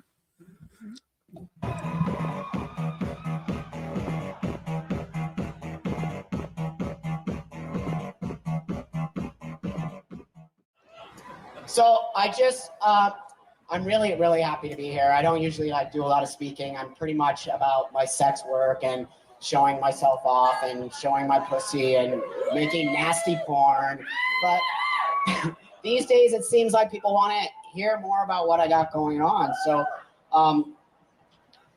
I've been really working on my message of empowerment, which is really, really, really important to me, and important for me to get that out to you guys. And that I've noticed really that many people have been really listening to that. And, I have kids, like 14-year-old kids writing me and telling me like they live in some bumfuck town in Kentucky and nobody understands them. And somehow they came across my picture. I don't know how a 14-year-old is getting my picture, but I don't ask them that. I'm okay with who I am now. Sends a message to this little kid, 14-year-old kid, and says, if Buck Angel can feel this way, he's got people, wanting to beat him up at school because he dresses like a boy and he's a girl and he feels like a boy and nobody understands that, and every day his parents are like, if you would stop dressing like that, maybe you will get a boyfriend. That's why you don't get a boyfriend. And, just continually harassing this kid. And he says that when he looks at my picture and he says to himself, what would Buck Angel do? I just feel to myself, wow, that has made my work that much more powerful for me. And it's like, maybe, I don't know if I saved this kid's life, but maybe I did. Saved this kid's life. So why are you communicating with a 14-year-old child behind their parents' back? And I'm sorry, but the apology is not, the apology, it needs to be bigger than the transgression. And this little meek, like, oh man, I'm sorry, I don't do that anymore. I'm sorry, but it just reminds me of those predator hunters, whatever. And whenever they trap somebody, they're like, no, yeah, okay, it was just a couple times. I'm not going to do it anymore. I swear. I know I stopped doing that. I don't even do that anymore. I don't talk to 10-year-olds anymore. I'm not, no, that was from back in the day. No. And it's like, no, we're going to hold you accountable. You never got held accountable in the first place. This was not that long ago. What was this, 2020 or something? No, I'm sorry, but no, I being BFFs with you is not more important than making sure that this never happens again. And I don't believe that you're not still talking to children. I don't. Sorry, I don't. I think that you're just now being more low key about it. Oh, this is 2010. Still. Wanting to beat him up at school because he dresses like really harassing this kid. And he says that when he looks at my picture and he says to himself, what would Buck Angel do? Right. Yeah. So Gigi says Buck needs to be a lot more loud and consistent with an apology if we're going to believe it. Yeah. You were hella loud about doing all of this. You were on the mic. You got, you're on stage. Let's hear the apology. Even the apology should show up even louder. even louder, not just kind of like meeking off and, well, I made some changes. Well, you know, I changed a few things. Like, I just feel to myself, wow, I mean, that has made my work that much more powerful for me. And it, you know, it's like, maybe, I don't know if I saved this kid's life, but maybe I did. Nobody can tell us we're not men or we're not women. We are. And fuck you if you don't fucking like it. It's just the fucking way it is. It's been kind of hard sometimes to get that message across to people that, you know what, dude? I'm a man with a pussy. You don't want to hear it. Like, really, I am, dude. I'm a man with a pussy. this is histrionic behavior. I'm a man with a pussy. I'm a man with a pussy. Like, sound like Selma from The Simpsons. You know, it's any attention. They'll take any attention, whatever. You know, I don't mind making myself into a circus freak as long as you'll pay attention to me. And that's sad. That's trauma based. That's very trauma based. You know, but you're coming up with your own treatment plan and you're selling it now. And it just seems like, I'm sorry, Buck, but it just seems like you jump on whatever the narrative is of the day. And you saw that, you know, the trans ship was starting to sink. So, you know, the lifeboat for a lot of you was the true trans, but only a few could join. And man, you made sure to secure your spot. Do that, and we can make people say, look, you know what? If you don't want to work on us, we can go to another doctor and we can get worked on from another doctor. So that's super important too, to put that out there, you guys. If you don't like your doctor, fuck them. Find another one. Oh my God. Come on. It's a woman. Oh my God. All right, Buck. Buck, are you ready? You like gay sex though. Yes. Are you ready? Yeah. All right. All right, It Buck. is. Tell us when you're ready for Okay, I'm power. ready. All right, Buck, and let us know how you feel. Yeah, you All go. right. Ready. Go ahead. Oh God. That's good. You like that? Oh yeah, I love it. No, he can handle it. Yeah. Make it like a man. Now you're starting to look more like a chick. I think I squirted. Oh my God. And I'm sorry. Like, it's so sad. So I actually did open Pandora's box, and man, I wish I didn't, but I watched one of the, you know, PORNs, and when I tell you, it was really sad. It was with a man. He was just laying there, laying on his back. And when I say she was very much the woman in the role. She was just an object. She was jumping around, bending over backwards, S-ing D, riding frontwards and backwards, and, you know, groaning and moaning and putting on the full performance. And the guy was just laying there, and he couldn't, you know, he just kind of had like a little smirk on his face. And it's just sad. It's like, you did all of this and you're still playing the role of, you know, women under patriarchy who are being objectified, who just, you know, you're just a whole to these people. And it was sad. It's like, you know, just some oddity, some, you know, freak show. And it's just sad. It's sad. It's sad. It's sad. Fucking ruined because you people think you know what's better for me and her. You don't know shit. None of you people know shit out there. This kid is now suffering.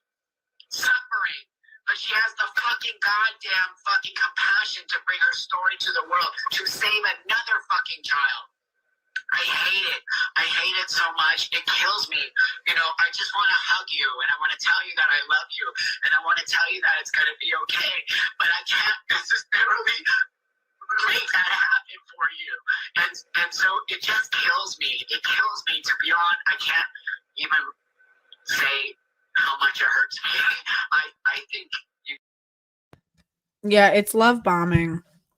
It's love bombing. It's all love bombing. If you participate, Buck, this is the problem. And if you're listening, or if somebody's listening, you got to understand, you get so defensive and angry at people for pointing this out. You should be angry that you did it, right? You should be devastated that you ever did this. And this is why we're saying that you haven't changed. This is why we're saying you're not safe to be in spaces with children. You know, and when people call you the P word, Okay, it's because of stuff like this. You're dialoguing with children, and while at the same time you're doing these gruesome, I mean gruesome sexual displays and oh my god, like stuff that's really like traumatic, that no woman should have to be forced to go through or subject herself to. And it, to me, it's really re-victimization. It's like self-harm. You're using self-harm through sex work and through porn and through sex. It's really just scary. You might be able to feel it. Even lower than that, 10 and below. I have a kid that I work with here in Los Angeles who's 8 years old on hormone blockers, and he's doing great. Everything is awesome. I see him taking the next level. He went through a large amount of pedophilia. I believe it's an actual. You of that. I don't think you are. And that being said, I believe it's an illness. I believe it's an actual mental illness that needs to be understood. I do not agree with it. I don't think it should be understood. I think it should be incarcerated. But I think we need to do studies and understand, why are people doing this? Why is this actually happening? I have no desire to have sex with a child. Hopefully you don't either. Now, that being said, I have no desire, but I would really want to know, why are these people this way? But the point is, finally, you admit, okay, that's wrong. It is wrong. Yes. Right. So there, at some point, in my eyes, it's wrong. But like you just said, there are some people who believe it's not wrong. Right. Oh my God! Why are you even talking? I'm a real believer of learning how to come. Okay, did you guys hear that? We're talking about P, right? The MAPs, the minor attractive people. It's crazy because that advocacy is worked to the point where we really can't even say, PEDO, pedo on YouTube. We can't actually call them what they are. So it's working. The destigmatization. Yeah, and it's like she just walks the line, or just walks the fence on so many things. I have no desire to have sex with a child. Hopefully you don't either. Now, that being said, I have no desire, but I would really want to know why. And also that little quick jab, hopefully you don't either. That's such a way to like put everyone on the defensive, like, oh, no, not me. And it's like, so that they're not looking at her anymore. That's why she was so happy to take the out when I started talking about the 8-year-old that she helped transition. When I was like, yeah, and who's this doctor? She's like, yeah, here, I'll give names. Do not commit a crime with Susan, man, because she's telling. You guys get caught, she's telling. I'll tell you that much.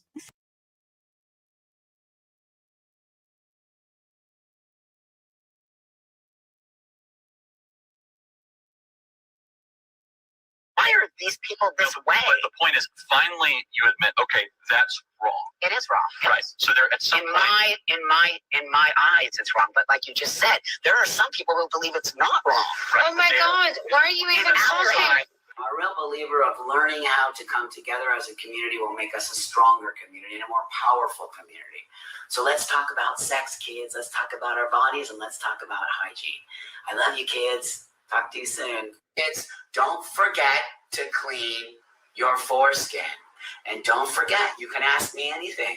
Give me some questions. Give me some topics. Give me some things that you might want to discuss. Okay, kids? So that's it for today. Let's move on. I hope you love this. Please like it. Please follow. Steph says, addicts in recovery are very capable of giving advice. The ones who healed my addiction with advice and therapy were all addicts. What the fuck do you think a sponsor is? So ignorant. The problem is she's not. No, I don't think that she's. Again, to be a sponsor, you usually need they say minimum 5 years, but that's like, even then it's like 10, 15, 20, 25 years. Okay. As early as a year and a half ago, she was still talking to kids about transition and helping them transition. So no, I don't think she's in a space to be giving any advice, and she's still taking tea. She's still medicalizing. So she's still, I believe she's still active in her addiction. So no, I don't think she's in a place to be telling anybody about anything. Follow me. Please spread the word.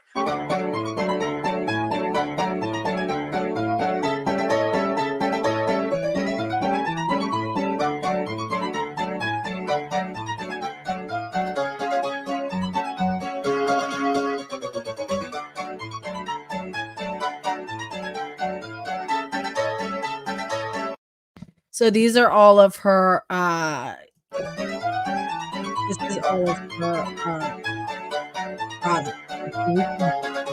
Stuff too. Was screened for men all over the world. The BBC did a story on this, and Miss Kalimba's life has been put at risk as a result of her. This is important. This is what I tried to bring up. This is important that Isaac was talking about. Kalimba, a young woman whose rape at 14 was up against criticism by Rose Kalimba, a young woman whose rape at 14 was filmed and showed up for sale on PornHub, where it was screened for men all over the world. The BBC did a story on this, and Miss Kalimba's life has been put at risk as a result of her attempts to shut down PornHub once and for all, because she's learned of other girls younger than herself that this happened to. A PornHub performer named Valentina Nappy tweeted against Miss Kalimba. Tranpa, also known as Buck, chose to insert herself in this Twitter fight with potentially harmful financial and political implications to herself.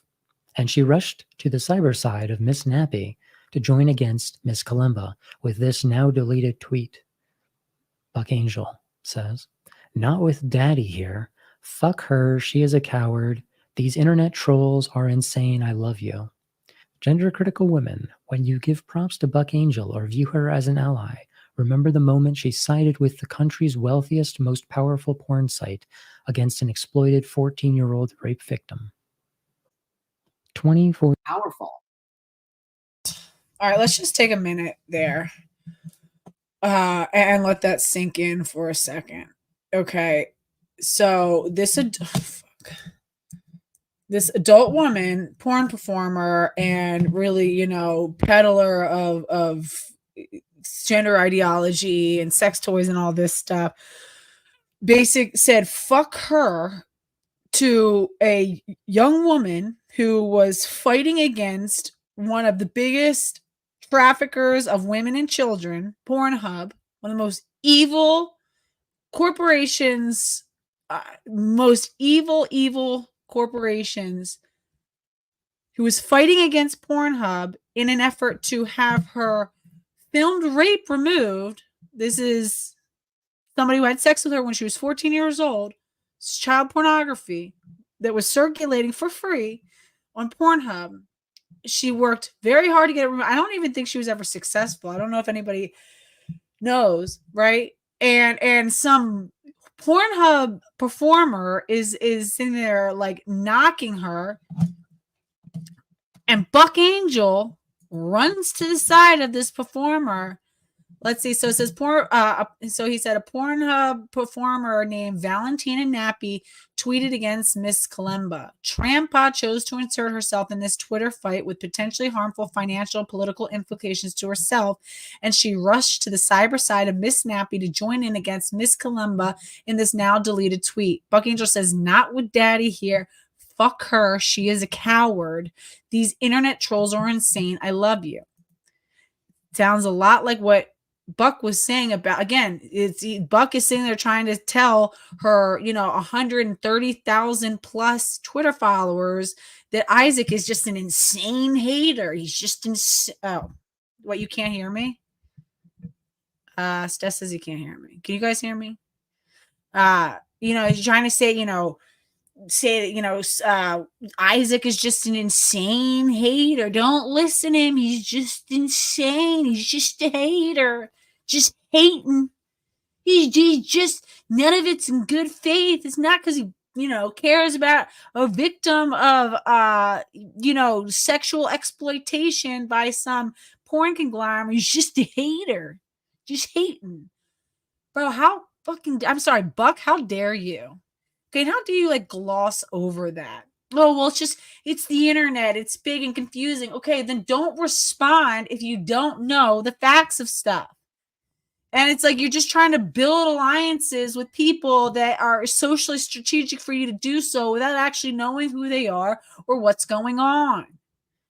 Okay, you should issue a sincere and strong apology. And how about you raise some money for this woman for her legal fees? Okay, that's an apology. Okay, apology is action. Oh, you couldn't hear what? Oh, yeah. It's yeah. So Jamie, this is so true. Unfortunately, a trauma response is to become the abuser and or defend abusers. Buck couldn't be saved, so no one else could be either. Absolutely. And I talk about that with Jeffrey Marsh, the abuse to abuser pipeline.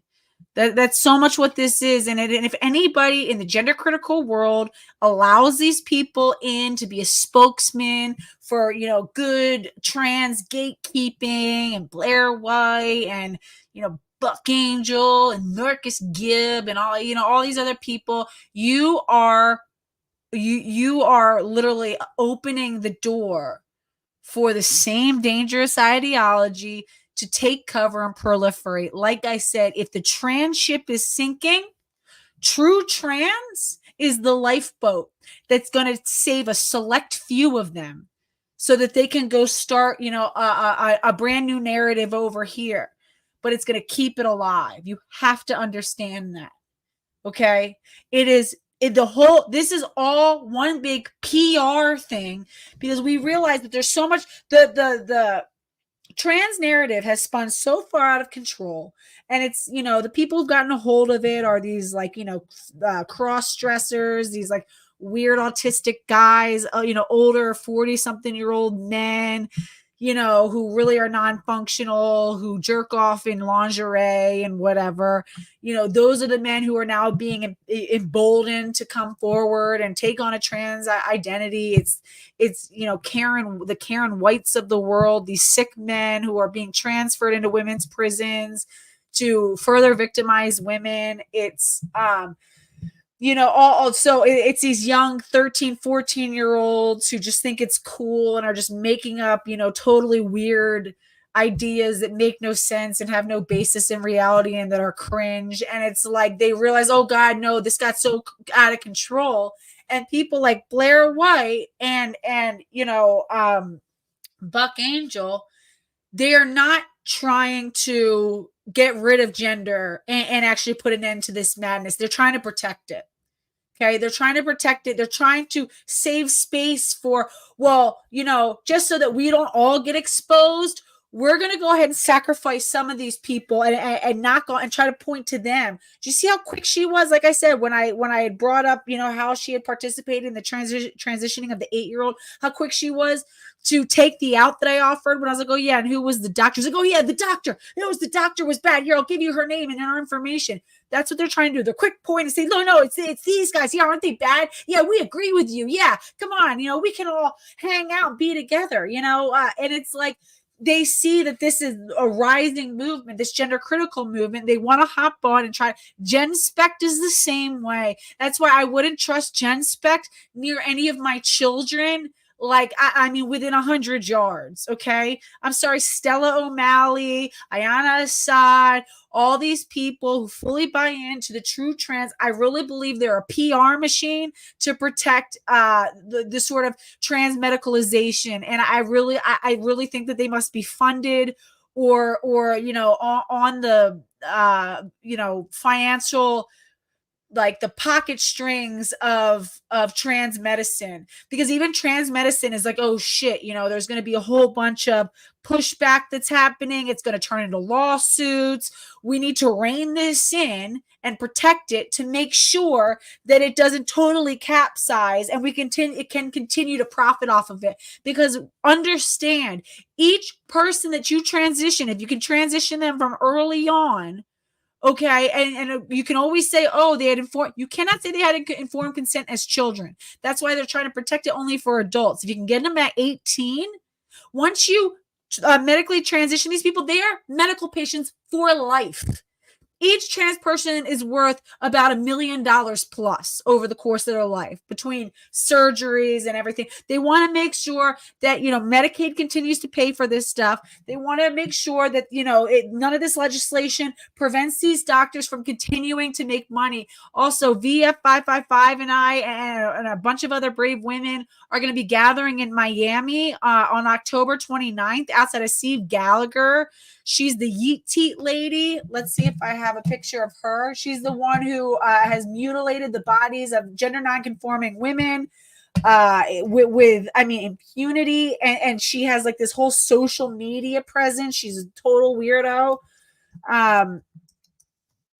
But we're going to be protesting outside in front of her. Also, again, November 3rd. Anybody who's watching, November 3rd, Washington, D.C., outside of the American College of Obstetrician Gynecologists, we're going to be protesting. It's called #MotherIsFemale. We're demanding that ACOG divest the American College of Obstetrician Gynecologists divest itself of gender ideology, or else that the U.S. Medical system divest itself of ACOG. Okay, men cannot give birth. No man is a mother. Okay, only females give birth. Only females are mothers. Only women are mothers. Okay, testosterone and transition and transmedicalization is dangerous to mothers and babies. Let's see this. But I really believe that this is all about trying to protect this stuff. And whoops, am I frozen? It's about trying to protect this stuff. And then it's like people like, Buck, who makes an entire living off of her trans identity, can continue to do so and also have access to the medicalization. She's still taking testosterone. She obviously doesn't want that taken away from her. So they're trying to say, oh no, we just need more gatekeeping. Gatekeeping how? What are you talking about? When you have a affirmation only model, hold on, I keep freezing.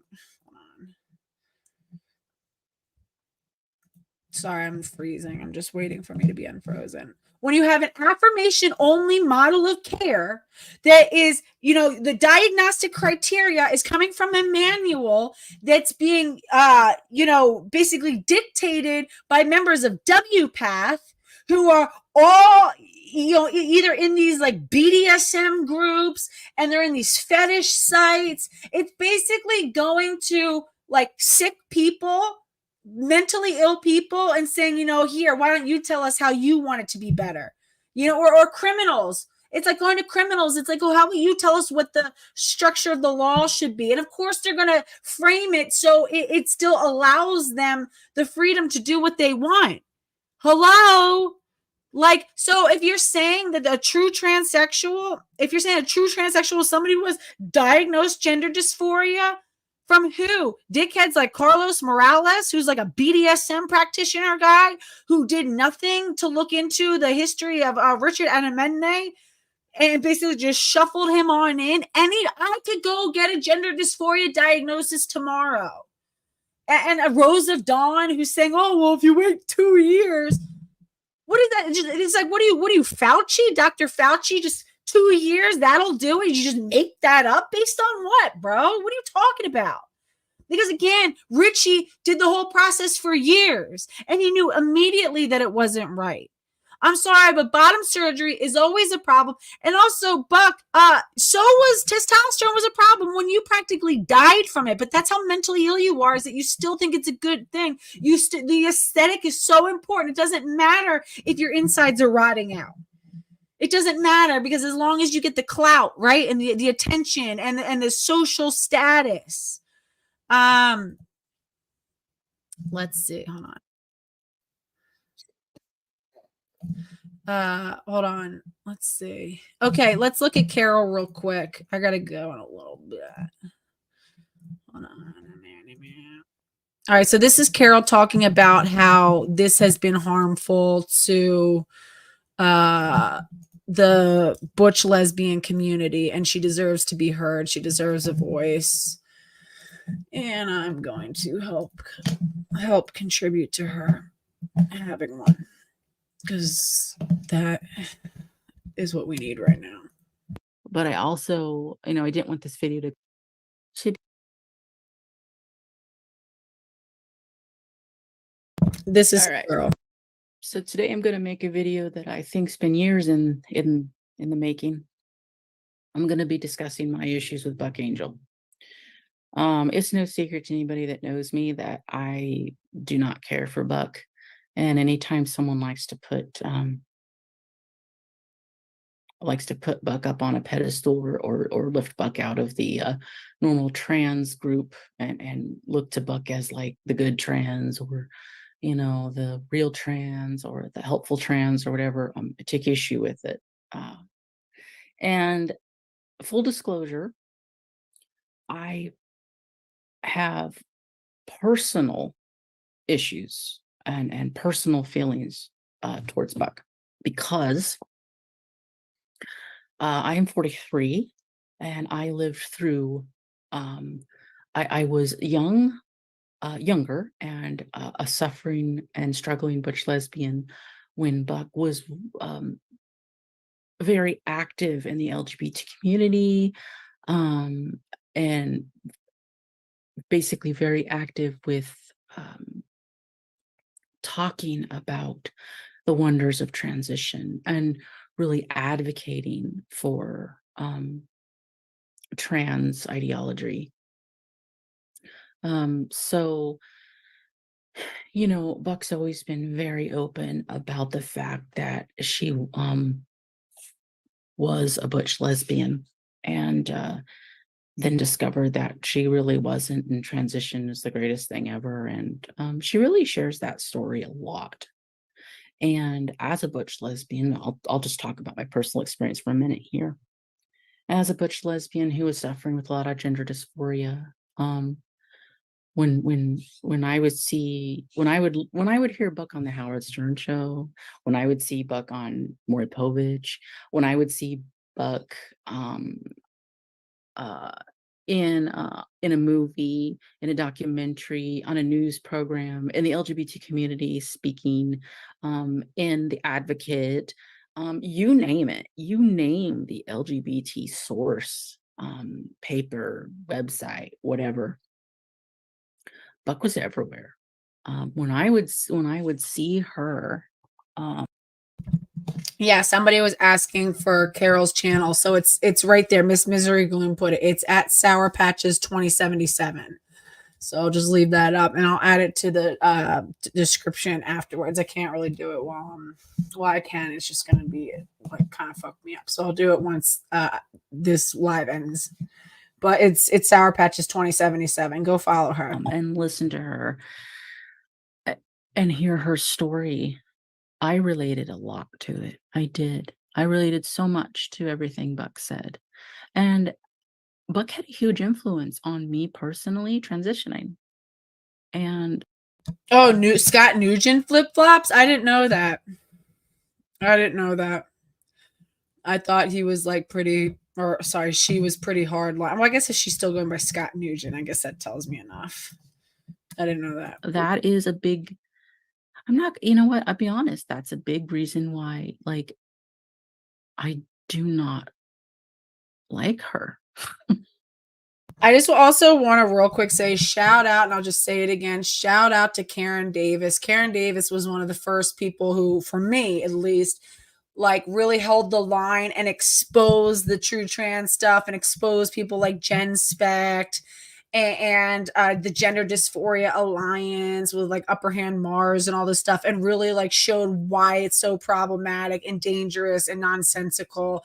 And Karen is also one of these person who's like does not give a fuck if she's liked or popular. She's in the pursuit of truth. She's, you know, awesome. I was telling my boyfriend, I was like, man, I do not ever want to be on Karen's bad side. Karen can be a little scary. So Karen, I love you. Don't ever hate me. Because man, when Karen comes for you, it is intense. No, but like, you know, good. We need people like that. And I'm really grateful. I really, really am. Because she advocated for this. She advocated for lesbians transitioning. For many, many years. And I, as a butch woman, fell for it and believed that I really was a man with a vagina, a man trapped in a woman's body or whatever. And I know a lot of I hear you, Pete, but it's like I don't think, you know, she can fully blame Buck, but I think we can hold people responsible for what they're telling people, especially when they're not telling the truth. And we can't acknowledge that, you know, that's why I kept asking Buck. I was like, do you acknowledge that social contagion is a thing? And she's talked about social contagion in quite a few of her videos, and saying how it's a problem, and it's, you know, affecting children. And the thing is, you know, children are looking up to her, whether she, you know, like, I mean, she's tailored so much of her advocacy work to children, you know, to assume that suddenly now, just because she doesn't, you know, say the word kids anymore, that's going to turn off. No, I mean, no, kids are still tuning into her and looking at her and whatever. And you know, mentally ill or just really marginalized people. And so, no, I mean, I think it's important to hold people accountable for their rhetoric. You know what I mean? Especially when you're as visible as somebody like Buck Angel. I mean, Buck Angel was like the premier, you know, trans man. That was the trans man who was telling it like it is. And that's Buck Angel, for a lot of people, was their first introduction to the idea of a trans man, you know, transgender man, you know, trans identified female. And so she had a lot of power over the rhetoric surrounding that. I had a lot of power to influence our sort of cultural awareness of that. So yeah, she started a porn category. So, you know, I do think, you know, I don't think that Buck can be held like personally responsible, but I do think that we can hold her accountable for her role. Yeah, so yeah, she started a porn category of like gay men having sex with trans men, you know, and the whole homophobic thing of, oh, I'm really proud to say I introduced a lot of gay men to vagina, and vagina is meant to take dick and not, you know, butts and all this sort of stuff. So Other Butch women did too, because Buck was a Butch woman that found out that transition was liberating. And we all know that social contagion is a thing. We all know that ideas spread through a culture and a society. So yeah, so Cookie says, well, parents shouldn't allow them to watch it. You got to understand, okay, how drastically technology has changed in such a short period of time. We're talking about parents who didn't grow up with computers in their home, parents who didn't grow up. I mean, I was what, 22 or 23 the first time I ever had a smartphone. You know, I went 23 years without it. And I do know a lot about technology and things. So you're thinking parents even older than me or who didn't have access to those things, you know, they don't, we still have a responsibility to, again, she was talking directly to children for a long period of time and actually communicating specifically and emailing back and forth with kids. You know, so yeah, I absolutely think that parents, you know, like should not be. It's one thing if she just had her own content or whatever and they found it, but she's actively interfacing with children, you know. And yeah, I think parents have a responsibility to keep their kids off of things, but I do think that we have to understand this is at a time when social media was such a rapidly evolving new technology, was such a brand new thing, and I don't think a lot of parents truly understood or appreciated how it worked, what sort of access their kids were really having and things like that, or how to navigate these things. There was just like a rift in like technological literacy between the generations. When you have a group of women who have a lot of suffering they go through because they have not been the correct kind of woman or the correct kind of girl since they were children. I want to find personal experience, my personal knowledge about Buck. I think it would be helpful if I just pulled an interview that Buck did. I'm going to go through the interview. I'm going to talk about the things she said, and I'm going to give my own opinion on it. And I would challenge you to actually do some critical thinking here too, and really analyze what's going on here. I think this will be helpful to, I think, get my point across more than just me just like raging on about this stuff. By the way, several years ago when I was still on Twitter, I actually, Buck was, I don't know if we were following each other, whatever, but like, you know, no one had, yeah, I want to see the part where she talks about gay men. Hold on. A Wider Lens. I believe it was their first season. I think, God, I thought I wrote it down. Is it?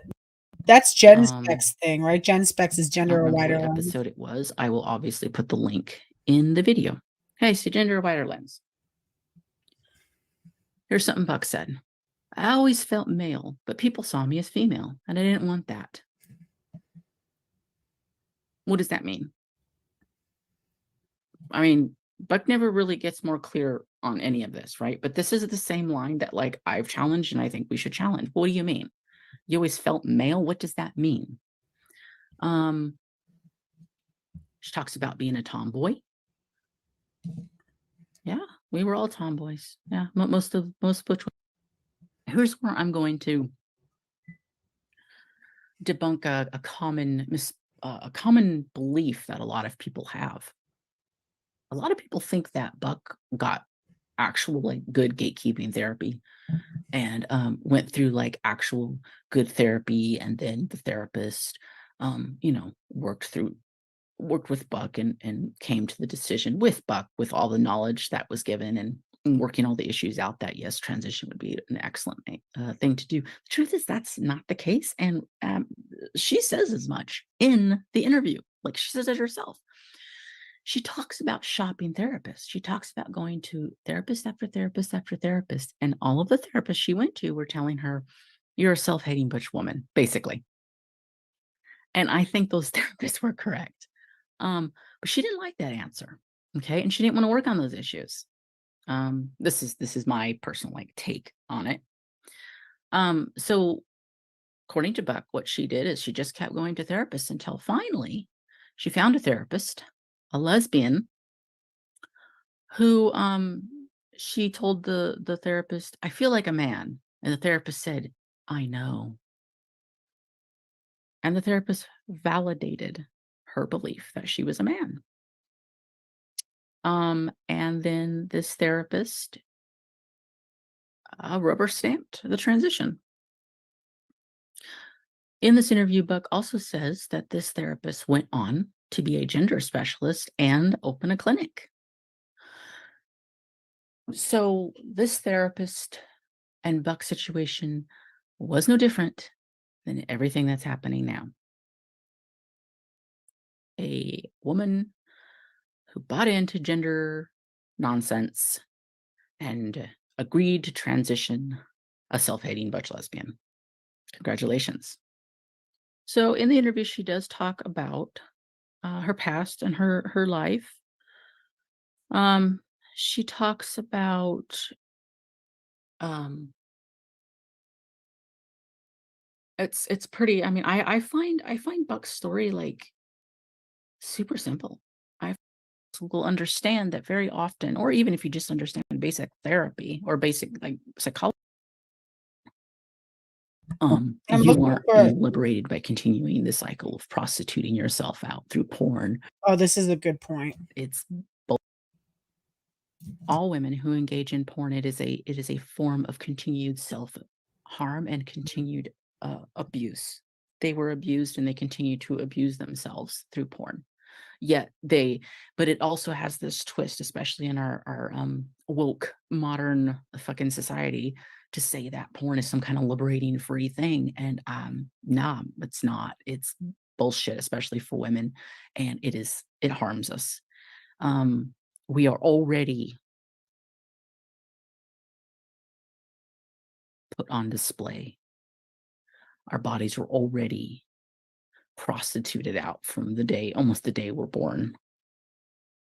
You aren't being liberated by continuing the cycle of prostituting yourself out through porn or actual prostitution or whatever. Selling your body is not liberating. Yes, she's so right. So I think that in 2001, after Buck started the whole transition thing, she got into porn.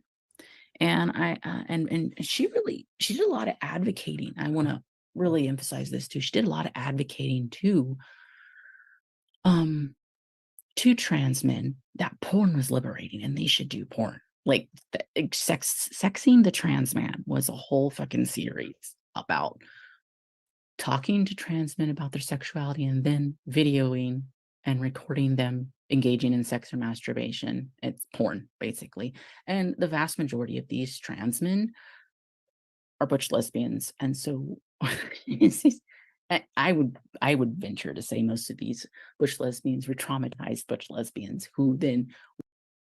Yeah, so she has just a really, really great perspective on how a lot of Buck's, influence on the butch lesbian community, really just, it's really hard hitting. So check her out. Also, Karen did a really, really good expose. I want to play a minute of that. If you're not following Karen Davis on YouTube, I'm gonna put all their links. Also, Karen Davis's Odyssey, because Karen Davis was taken down, was deplatformed, and so she does have Odyssey. So if you want to see her old work, which is great, which is where a lot of the Buck Angel stuff is, you can check that out there.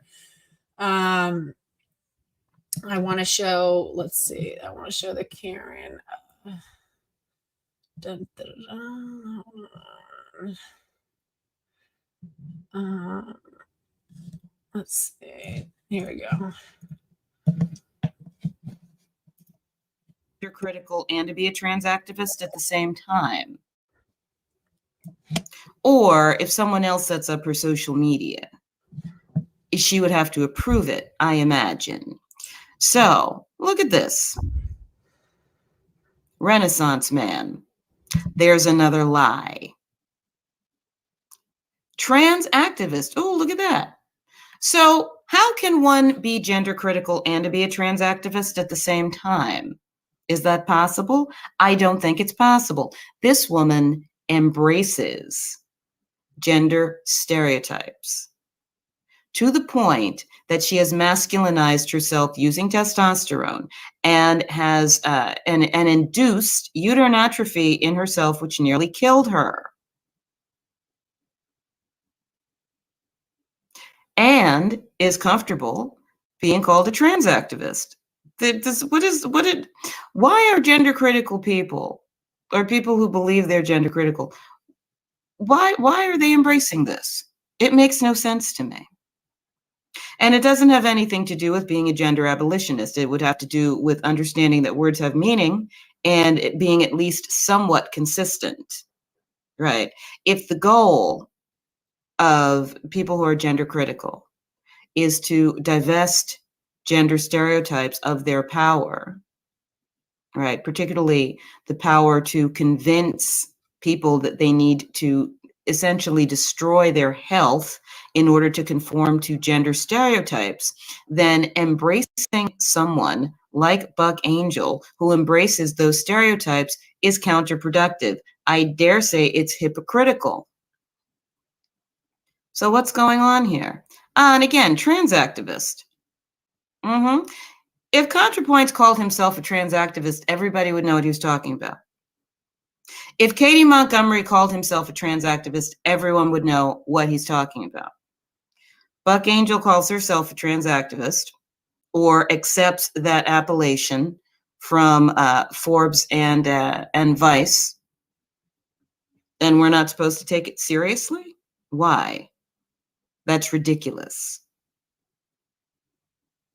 Now, as I said, Buck Angel sells her products on the Twitter page.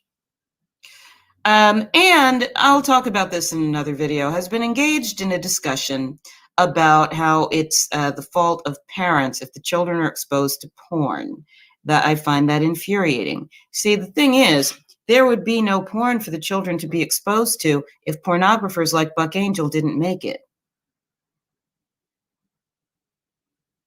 You see how that would go? And it would be harder to find if there were less of it. But there's a lot of it. And it's easily accessible on places like Twitter. And Buck Angel participates in that. Buck Angel participates in the grooming of children to consume and to participate in pornography.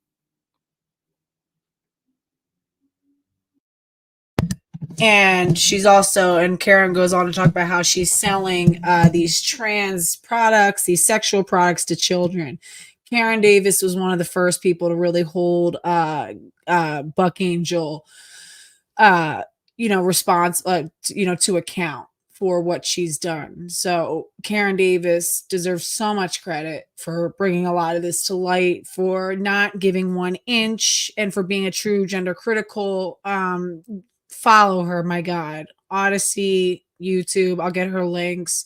Her, series on organizations like GenSpect, this sort of, gender critical sort of middle ground with trans people. They're not gender critical, okay? They're a trans PR engine to sort of get the transgender narrative under control. And now they're trying to rebrand. They're trying to say, oh, transsexual is really what we are. They need a new word because they realize that the word transgender has gotten so trashed. 100% trying to jump off the ship and save some semblance of this movement for themselves. It is absolutely a Trojan horse. Absolutely. Yeah. Gender Mapper, Alex Aheron from Gender Mapper. Yeah. Karen Davis totally did call it way back. Yeah. And so let's take a look really quick. So you're saying that the best thing that you ever did was transition. Is that true? Is that accurate? And this is what I was trying to say. Is that really accurate? Can you really sit there and keep telling people that the best thing you ever did was transition? Okay. So let's take a look. Where is it? Because I want to hear. Let's see. Detrans. Let's see. Oh, here we go. No, hold on. Oh, whoops.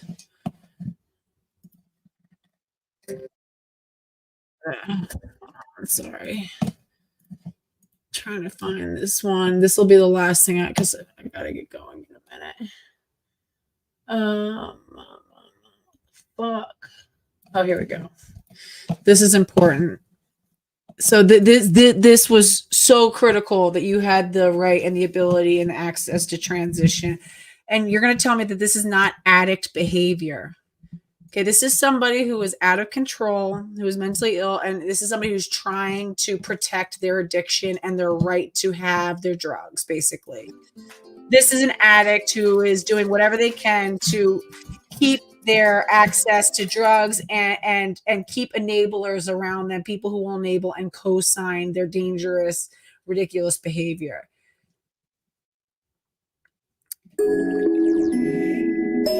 And remember, the only way to continue to be able to get drugs and to continue to be able to profit off of being trans is to uphold the fact that trans exists, that trans is real and it's a real medical. Why do you think that they're all panicking? Like, oh, it's a real medical thing. It's a real medical thing. Because as soon as the jig is up and everybody finally realizes that this has all been just a big scam, all of their drugs are going to get cut off.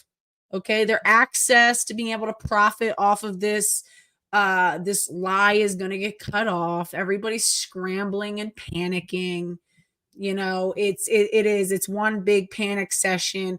People like GenSpect, they're a PR group. I don't trust them with as far as I can throw them. All these true trans people. Blair White is just, well, if you're pretty like me, and if you me, and if you have a man who calls himself straight, who will like be seen out in public with you, then you've made it, girl. Like, no, you're all liars. You're all liars. You're grifters.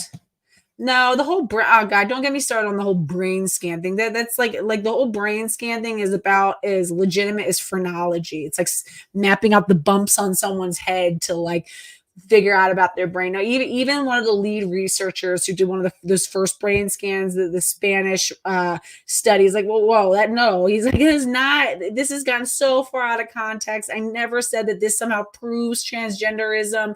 It's just something interesting. We don't know causation. Correlation does not prove causation. This could have to do with sexuality. There are a host of things that could explain this. So yeah, no, the whole transgender brains is no. I could do a whole video on that. No, negative.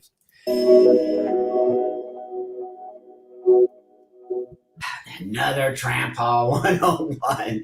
It's going to be fun because we're going to talk about all kinds of cool stuff that Trampa had to deal with, and hopefully you won't have to deal with. So this segment, we're going to talk about something that's a little bit more serious and a little bit more, I wouldn't say more important, but very important. And that is atrophy.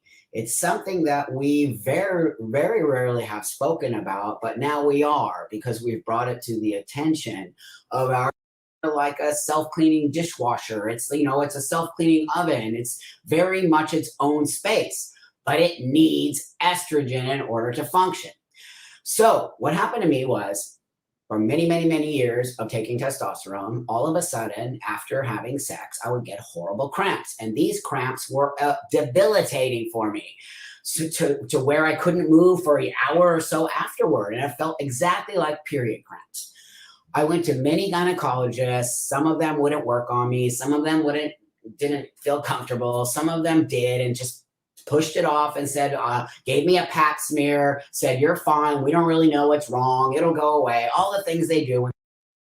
So she goes on to basically describe how doctors were totally incompetent and ill-equipped and totally unequipped to deal with her mental disorder that had manifested physically through self-harm. And yet at the same time, she's advocating that we need gatekeeping in the form of medical doctors deciding who has gender dysphoria and who doesn't. So you're not really making a strong case for yourself, Buck, if you're going in depth about how inept these doctors were and just didn't know anything, and you had to teach them about your own body. I don't think your gatekeeping solution is very viable, and I think you know it. I may not know anything is wrong. Then one day, I fell on the floor. I became septic. I almost died. I had 108-degree temperature. They didn't know what it was. I lived in Mexico at the time. Rushed to the emergency. Had to say, hold up, wait a minute. I'm a man with a vagina. They were like, we don't care about that. What's wrong? They dug around. They found out that. I'm sorry, her like obsession with calling herself a man with a vagina. Like, girl, stop. You're a woman with a vagina with, mastectomy breasts. You know what I mean? You amputated your breasts. That's all that is. I atrophied, which then caused the walls of my vagina to harden. It caused my cervix and my uterus to fuse together because there was no. Yeah, Katana, you're right. It's so masculine that his cervix fused to his uterus. That happened. That's a real masculine thing. I heard that happens to men all the time. You know, their cervixes get fused to their uterus. It sounds like a real normal male experience. Yeah, no, you're right, bro. You're right. Estrogen in my vagina. Vaginas need estrogen to function. All that time when the doctors were giving me a pap smear, they had no idea to think about atrophy. Why they didn't, I don't know. I told them I was a transsexual man. I told them I was taking testosterone. They didn't say anything about that. So I had to have 3 months full of hardcore antibiotics because my infection was so bad. My uterus had turned into a petri dish. It was closed off. It was not functioning. What I have here is a fake little model vagina. It's for medical use. I think we used it on one of the other videos. What happens when they give you a pap smear is this. They go into your vagina and swab the inside. See my little finger there? Okay, they don't swab the inside of your vagina. They swab your cervix. They collect cells from the cervix. Swabbing the inside, but they don't go to the uterus. And the uterus, somewhere here, my hand's moving all over the place, is connected to the cervix. So what happened is it cut it off. It literally cut my uterus off so that it could not. Well, what did I say? Did I say uterus or did I say cervix? You said cervix. I say uterus. What did I say? I don't know what I said. Cervix, cervix, cervix. Function and self-clean out here. I'm looking at everything backwards when I'm doing it. So it cut it off. So when they do a pap smear, they're only doing it on the inside of the cervix. Whether or not things are happening, it is something that has already been happening, yet for some reason the doctors did not apply that to trans men. So when you were given your testosterone, did your doctor say to you, you might have atrophy from this, it's best if you check in with your gynecologist? Nope, mine didn't. I don't know if yours did, probably. Agora Cyber Charter School is ready to put over 18 years of being a leader in online. Probably not. I created a lubrication called T-Lube. I didn't create it to make a shit ton of money off you. I created it to make conversation within the medical world. They dug around, they found. What I have here is male characteristics, like a self-cleaning. And what happens is your vagina, it caused my cervix and my uterus to fuse together because there was no estrogen in my vagina. Vaginas need estrogen to function. All that time when the doctors were giving me a pap smear, they had no idea to think about atrophy. Why they didn't, I don't know. I told them I was a transsexual man. I told them I was taking testosterone. They didn't say anything about that. So I had to have 3 months full of hardcore antibiotics because my infection was so bad.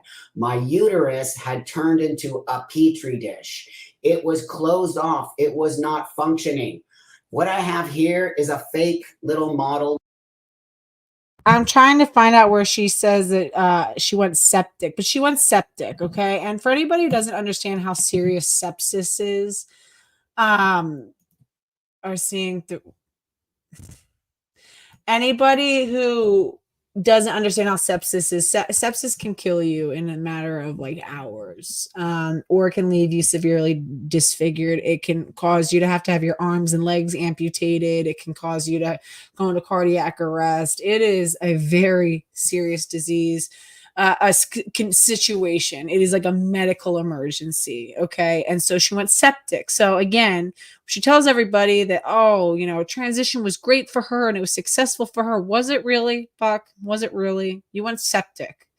There's this woman who lives in Philadelphia, who lives, near me, whose son went septic when he was in the hospital. And I'm not sure why, but he now has no arms and no legs since he's been a baby. And I've met them before. It's the sweetest family, this beautiful baby boy. It is. I think it is so horrific. It is like, how dare you, utilizing the sort of medical resources that are so scarce to sit there and accommodate problem after problem after problem after problem that these weird, fetish driven experimental surgeries spurn. It's kind of like, how dare you sit there and you take up all these medical resources, probably, if you're on Medicaid, even if you're on private insurance, again, that's a collective thing that people pay into, and you're just taking so many resources for yourself. There's only so many physicians that we have. We're in dire need of, we're at a critical point where we just don't have enough specialists. We don't have enough physicians. We don't have enough surgeons, and you're taking up time in the OR for these plastic surgeries gone wrong. It is, again, it's narcissistic. And for this woman, I'm sure, knowing that like her son, what she's had to do to try to save her son, and thank God she did, and he lost so much to it. He has no arms, no legs, this beautiful baby boy who will now live a life of having to use prosthetics and never get to fully experience childhood or fully experience life as he should. And you think if she could have protected her son from going septic, and you're promoting this as something that other young women should go ahead and experiment with, knowing that you went septic, that is irresponsible. And I'm sorry, but how dare you? That's just scumbaggery, okay? It's just scumbaggery at the end of the day. you know better, you know, and I get that you make a couple bucks off this, but come on, you know better. You can evolve. You can do you once you know better, do better. And that's the problem. We haven't seen you doing better yet. You know, we know that you're evolving your rhetoric a little bit but I think it's just to stay in favor. So, you know, again, you were nice to me, you know, and I think that I was, you know, kind to you when we spoke. But I feel that I have like a moral and an ethical responsibility to call you out. I'm the mother of children, and at the end of the day, they're my priority. You know, my priority isn't fitting in on YouTube or online. My priority is doing my part to show what the hell is going on and to expose dangerous people. And Buck, I think you're a dangerous person. I think you're a dangerous person, and I think that in the way that you've been acting, you're a bad person. You know, and it's like, at what point, you know, it's like, yeah, I could sit there and be like, well, you're not a bad person, you're just doing bad things. But at what, how many bad things do we have to do before we are just bad people? And yeah, I don't respect what you're doing. I think that you're trying to protect the trans narrative from totally capsizing because of all the damage that's been done, you know, due to like the gender queer crew and all that. I don't think that you care about children. I think that you just see how bad it makes you look. I don't think that you're trying to protect children. I think that you're pushing a medicalist narrative. I think you're trying to protect your drug consumption and your addiction. I think that this is an addiction for you. I think that you're a drug addict. This is very drug addict behavior. And I think that you're doing what you can to protect it. And so I'm here to tell other gender criticals that I think that they have no business calling themselves gender critical if they're going to work with people like you or Blair or frankly, Ariel Scarcella, you know, or any of the Gen Spect or any of these other true trans organizations. I think it's a Trojan horse. I think that it's going to eat the gender critical movement from the inside. I think people like Caitlyn Jenner, if Caitlyn Jenner actually cared about anything that he's saying, he would stop forcing everyone to participate in his fetish. But, you know, stop cross-dressing. We don't want to participate. I don't want to be involved. Leave me alone, you know. Stop acting like this is the transitioning, medicalizing is good for some people. It's good for nobody. Okay, it's good for no. Mutilating your genitals is good for nobody. You using carcinogenic synthetic hormones, which shorten your lifespan, that's not a successful treatment. And I'm sorry, but it's such a small amount of people who so-called, you know, are doing well. And the only reason that you feel like you're doing well is because, you know, you've become sort of this like sideshow oddity, and it's become like a freak show, and you've been making money off of it. But I think that if you were honest with yourself, you'd acknowledge the amount of harm that was done is absolutely not worth the fallout. And stop telling people that transition was the greatest thing that you ever did. No, it wasn't. You fucking almost died. What are you talking about? So yeah, anyway, love you guys. Gotta get going. I do appreciate you coming. Man, I appreciate you coming and talking, you know, and you're welcome to have whatever criticisms of me. You know, I do appreciate you attempting to defend your position. I'm not convinced, and I don't need to be convinced just to get along. It's okay. It is what it is, but I do think that, you know, I give you props for coming and talking, because it's a lot more than what I can say about Blair White, who reports my videos. I think Blair's, you know, a coward, frankly. But hey, Blair, if you want to duke it out, I'm down. If you want it, I want all of it. You know, you want the smoke, let's go. So let's, yeah. I love you guys. Ella, I love you. Ella's another person who's been holding the line since day one. Ella, Vanessa Voki, VF555, you know, Rex Landy, Karen Davis, Excelanza. I mean, all of you guys are fighting the good fight. I'm proud of you guys, love you guys, and yeah, support us. Anybody who wants to contribute to my channel, Venmo at a slightly twisted female, so I can keep doing the work. And you know, like I said, we're organizing some protests, and that just helps with gas and covering other things like that. So yeah, I appreciate it. Or, you know, Cash App at a slightly twisted XX. Or if you go in my community tab and scroll down, we have a fundraiser for our upcoming protest. Again, November 3rd. It is hashtag Mother is Female. We are going to be protesting the American College of Obstetrician Gynecologists in Washington, D.C. Join us. It is a free speech for women event. Any woman is allowed to come up and speak, take the mic, talk about, you know, gender ideology, how it's impacted them, what their, you know, feelings of this are. We have a space. Email me.